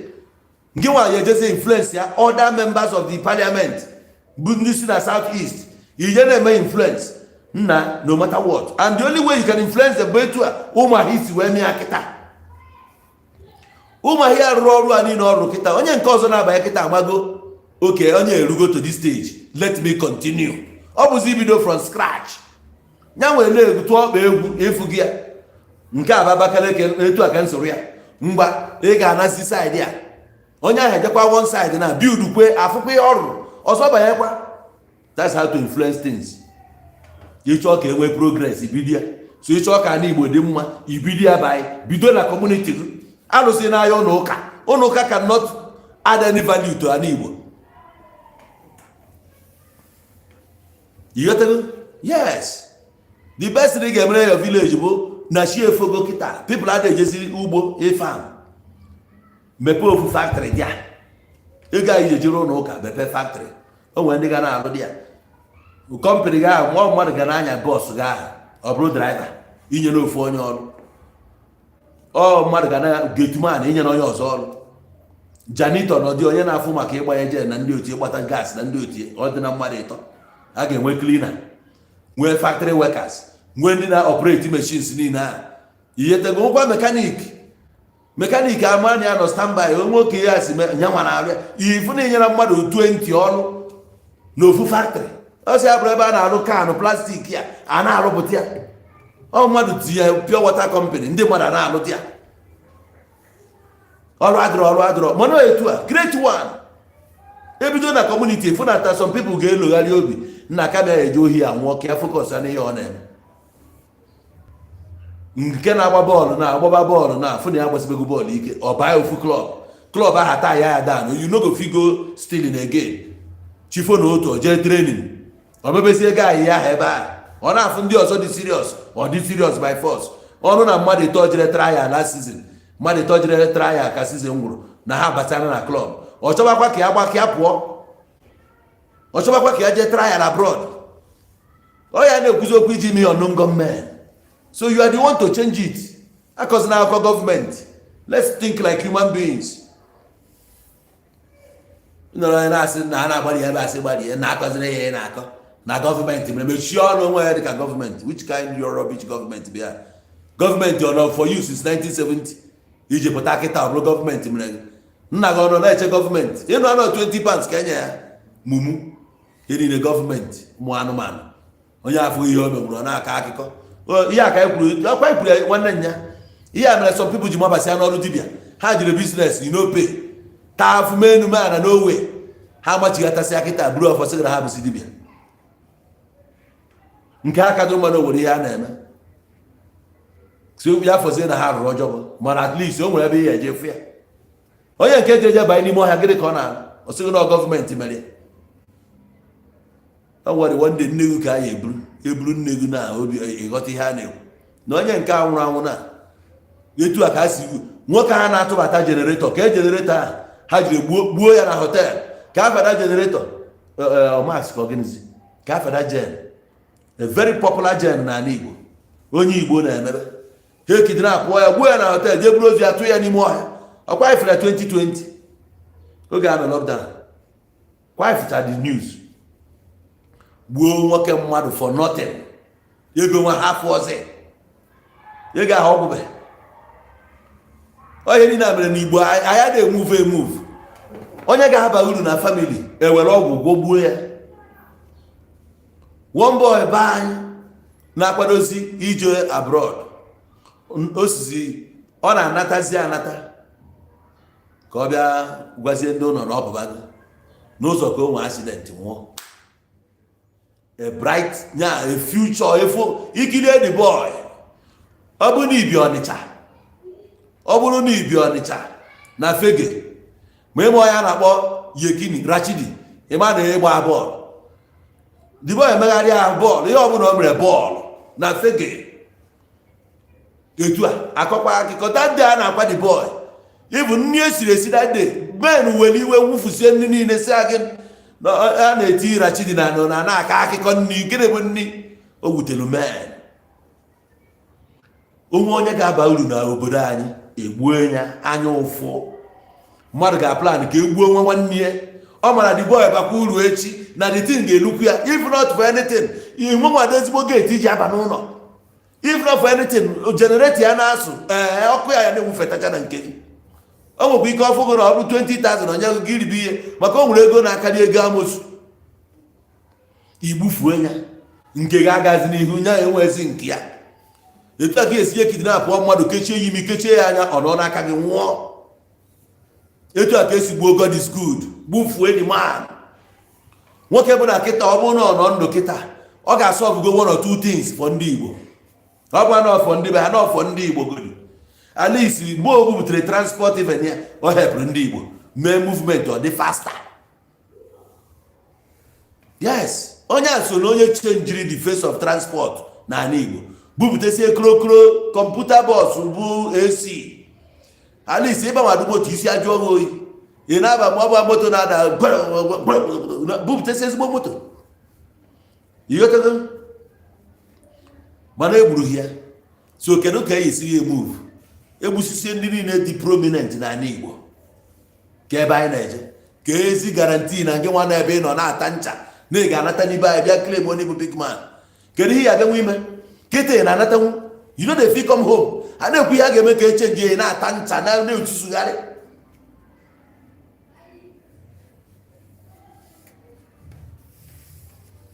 enwe one woman aka kwasịrị ọfụ n'obodo m ụbọchị a etu a ka esi bịa buru the woman buru ya ọnwụnarị ha ejezie drọp ozu ya ịma onye nọ na life support ịma onye bụ na ọ dị asthmatic iburu ya kịta ebe ọ ga-atọgbu ya dọst nwere ike kuba ya n'imi or gas ba for breath the next thing on one. You see no hungry gburu ya.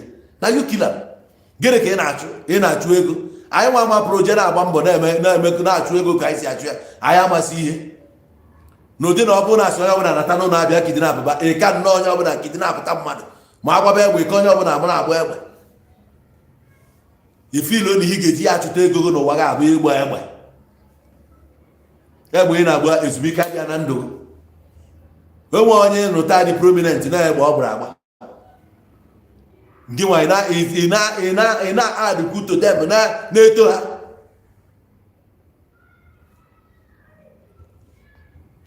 I have a serious problem anyway. But the best way to approach it is by trying to change the narrative. You join us when we are talking.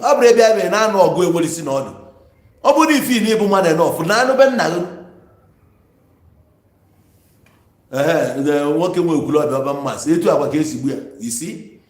A na-egbusi ndị ahụ nwelu name na ala Igbo. Na-egbusisi ndị nwelu name. Over gịnị? Asị gị jee ije. Emegide m sị gị that na ihe Nigerian football ji wee mee ọfụma during the time of Clemens Westerhoff. Oge Westerhoff bụ our coach before by 1992, 93, 94 and 94 ka ọ nọ last wee pụọ. That is the only time Nigeria were team dị consistent. And if I got to for ọfụma, a na-agba the ball ọ dị ka Nigeria adịrọ serious. Ofu onye ga-ebu bọọlụ na-ekwugharị onye ka ị ga-enye. Onye anyị ga-enye ụmụgo onye na-ama aka ya.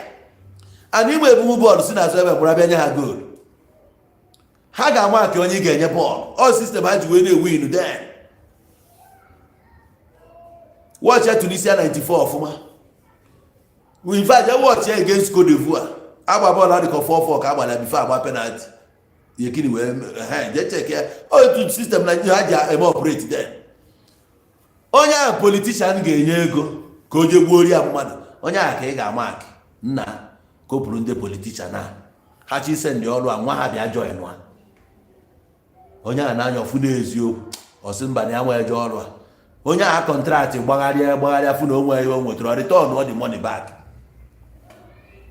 Onye ahụ ka ị ga-ama akị. Mark about these boys in a village. Talk to them like a brother.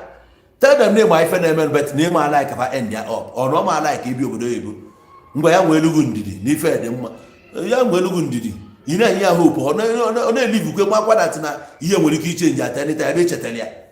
Ana kata kwa eme conference call. You go ki change kana one or two things. Enwe WhatsApp group unu na etinye voice.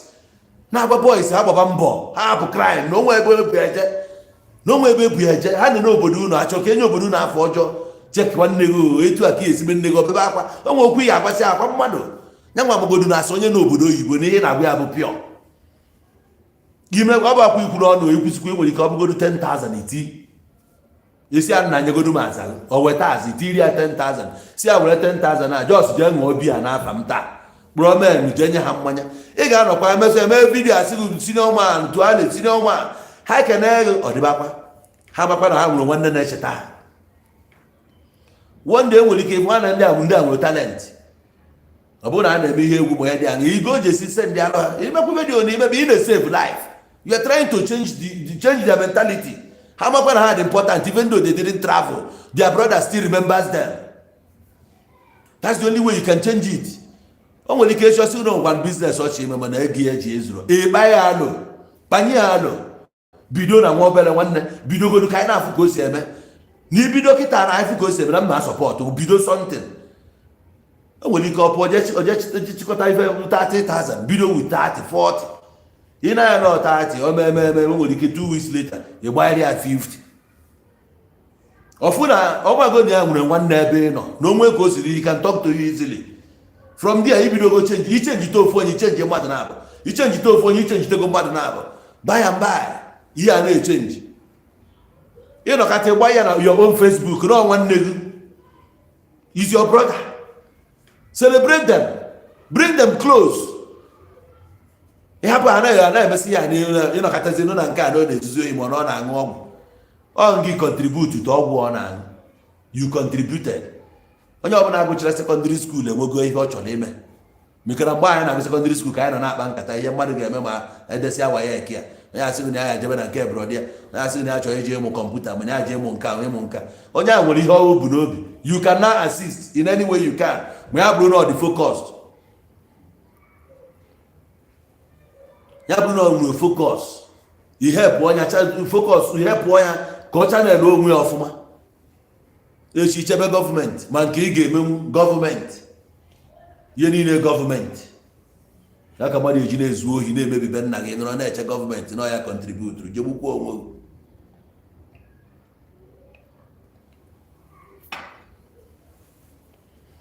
enwere ndị gọọmenti nyechara assistance sef ma ha nechara ihe niile akwụ itie by entrepreneurship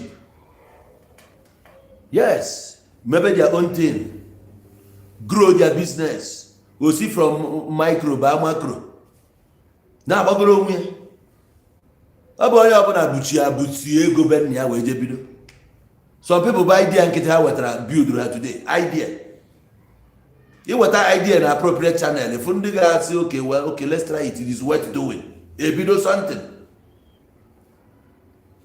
na-akọsị anyịkọ ba ya dịghị mma ba ya emere ya ighọtago onwe God na-ekwu na ọ na-apọnichi anyị God ada apọnichi mmadụ na-anara punishment according to ihe o mee ighọtago ọ ya asị gị na ya apọnichi gị na ọ na-eme ihe ịmarago na onwere ụgwọ ọrụ sie if you neglect your responsibilities ị ga-echerekwa ịnara ụgwọ ya na ihe a na-eme bụ give and take onwe God ji edo n'ofu efu na-asị gị na ọ ya apọnichi gị ya bụ God Bible nke a na Bible ka ọ endịrị ọ bụrụ na ụwa mụ na gị nọ ihe ọbụla ị na-eme ihe ime ihe chere rizọt ya ịghọtago sorry ama m onye akpọfọ program ọ bụrụ na wọchị m nwere ike ịkpọchi gị azụ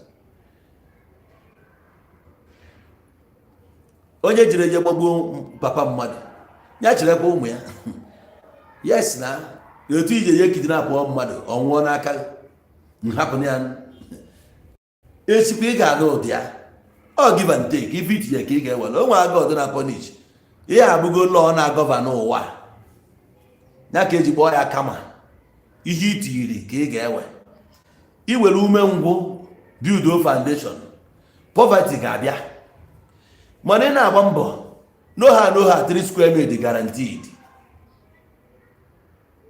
amami na aghọta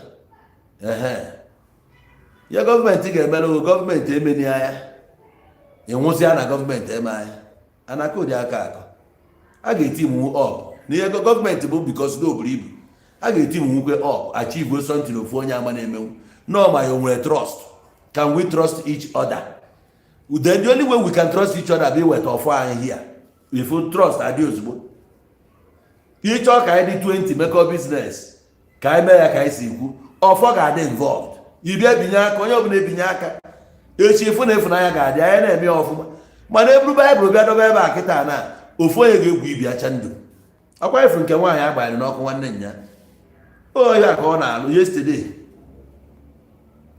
eji na-egosi gị ihe ọzọ buru baịbụl n'aka na-aghọrọ ego na-erigo na-akọ ihe ọzọ mana ọrụ kụọ na dis efu ya so achọọ ka ihe niile dịkwa in order anyị butuo ọfọ anyị omenala anyị abata into play anyị agba ewelu western style approach obe anyị no go work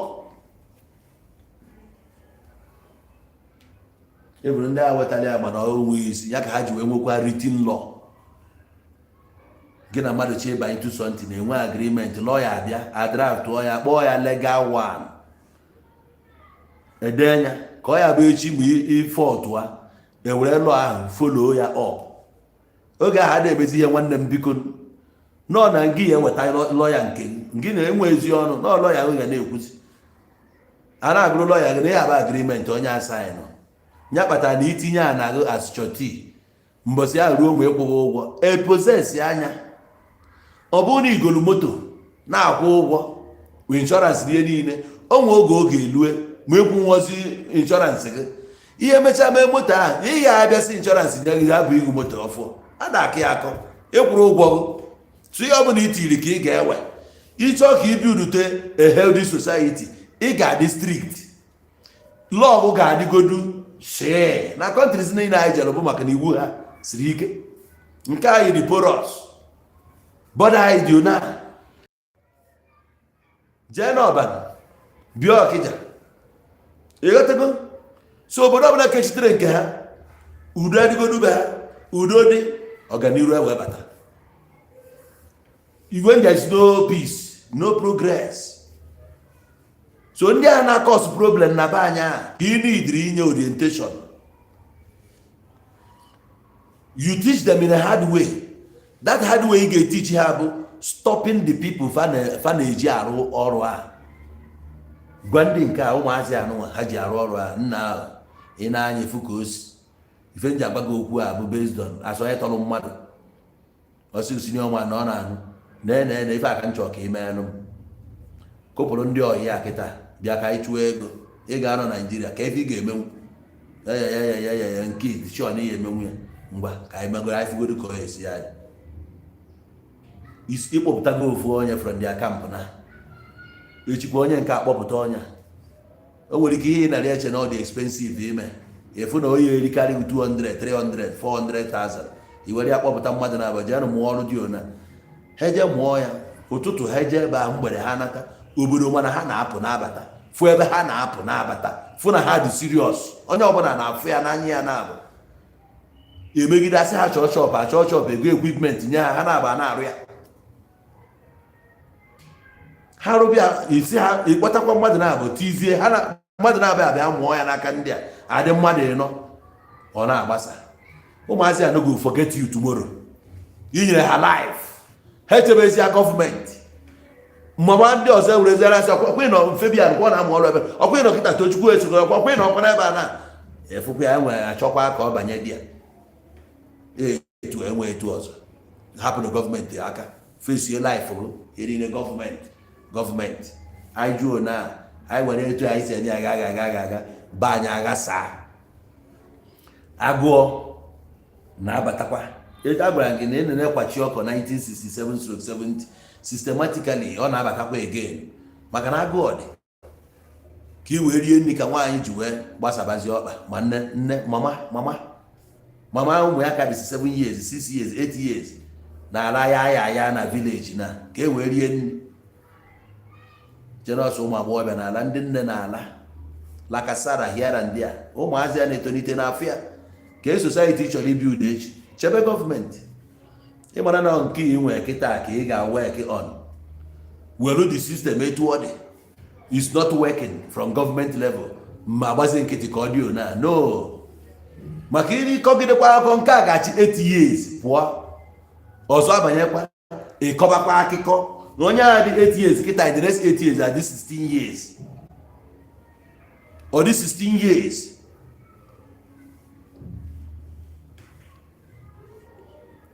Abụ ewerata investment ha gbaziri onwe ha nọ n'ụlọ bụ investment n'onwe ya ka anyị fụrụ ka ha si move ọ ha ncha bụ that we need to fix things.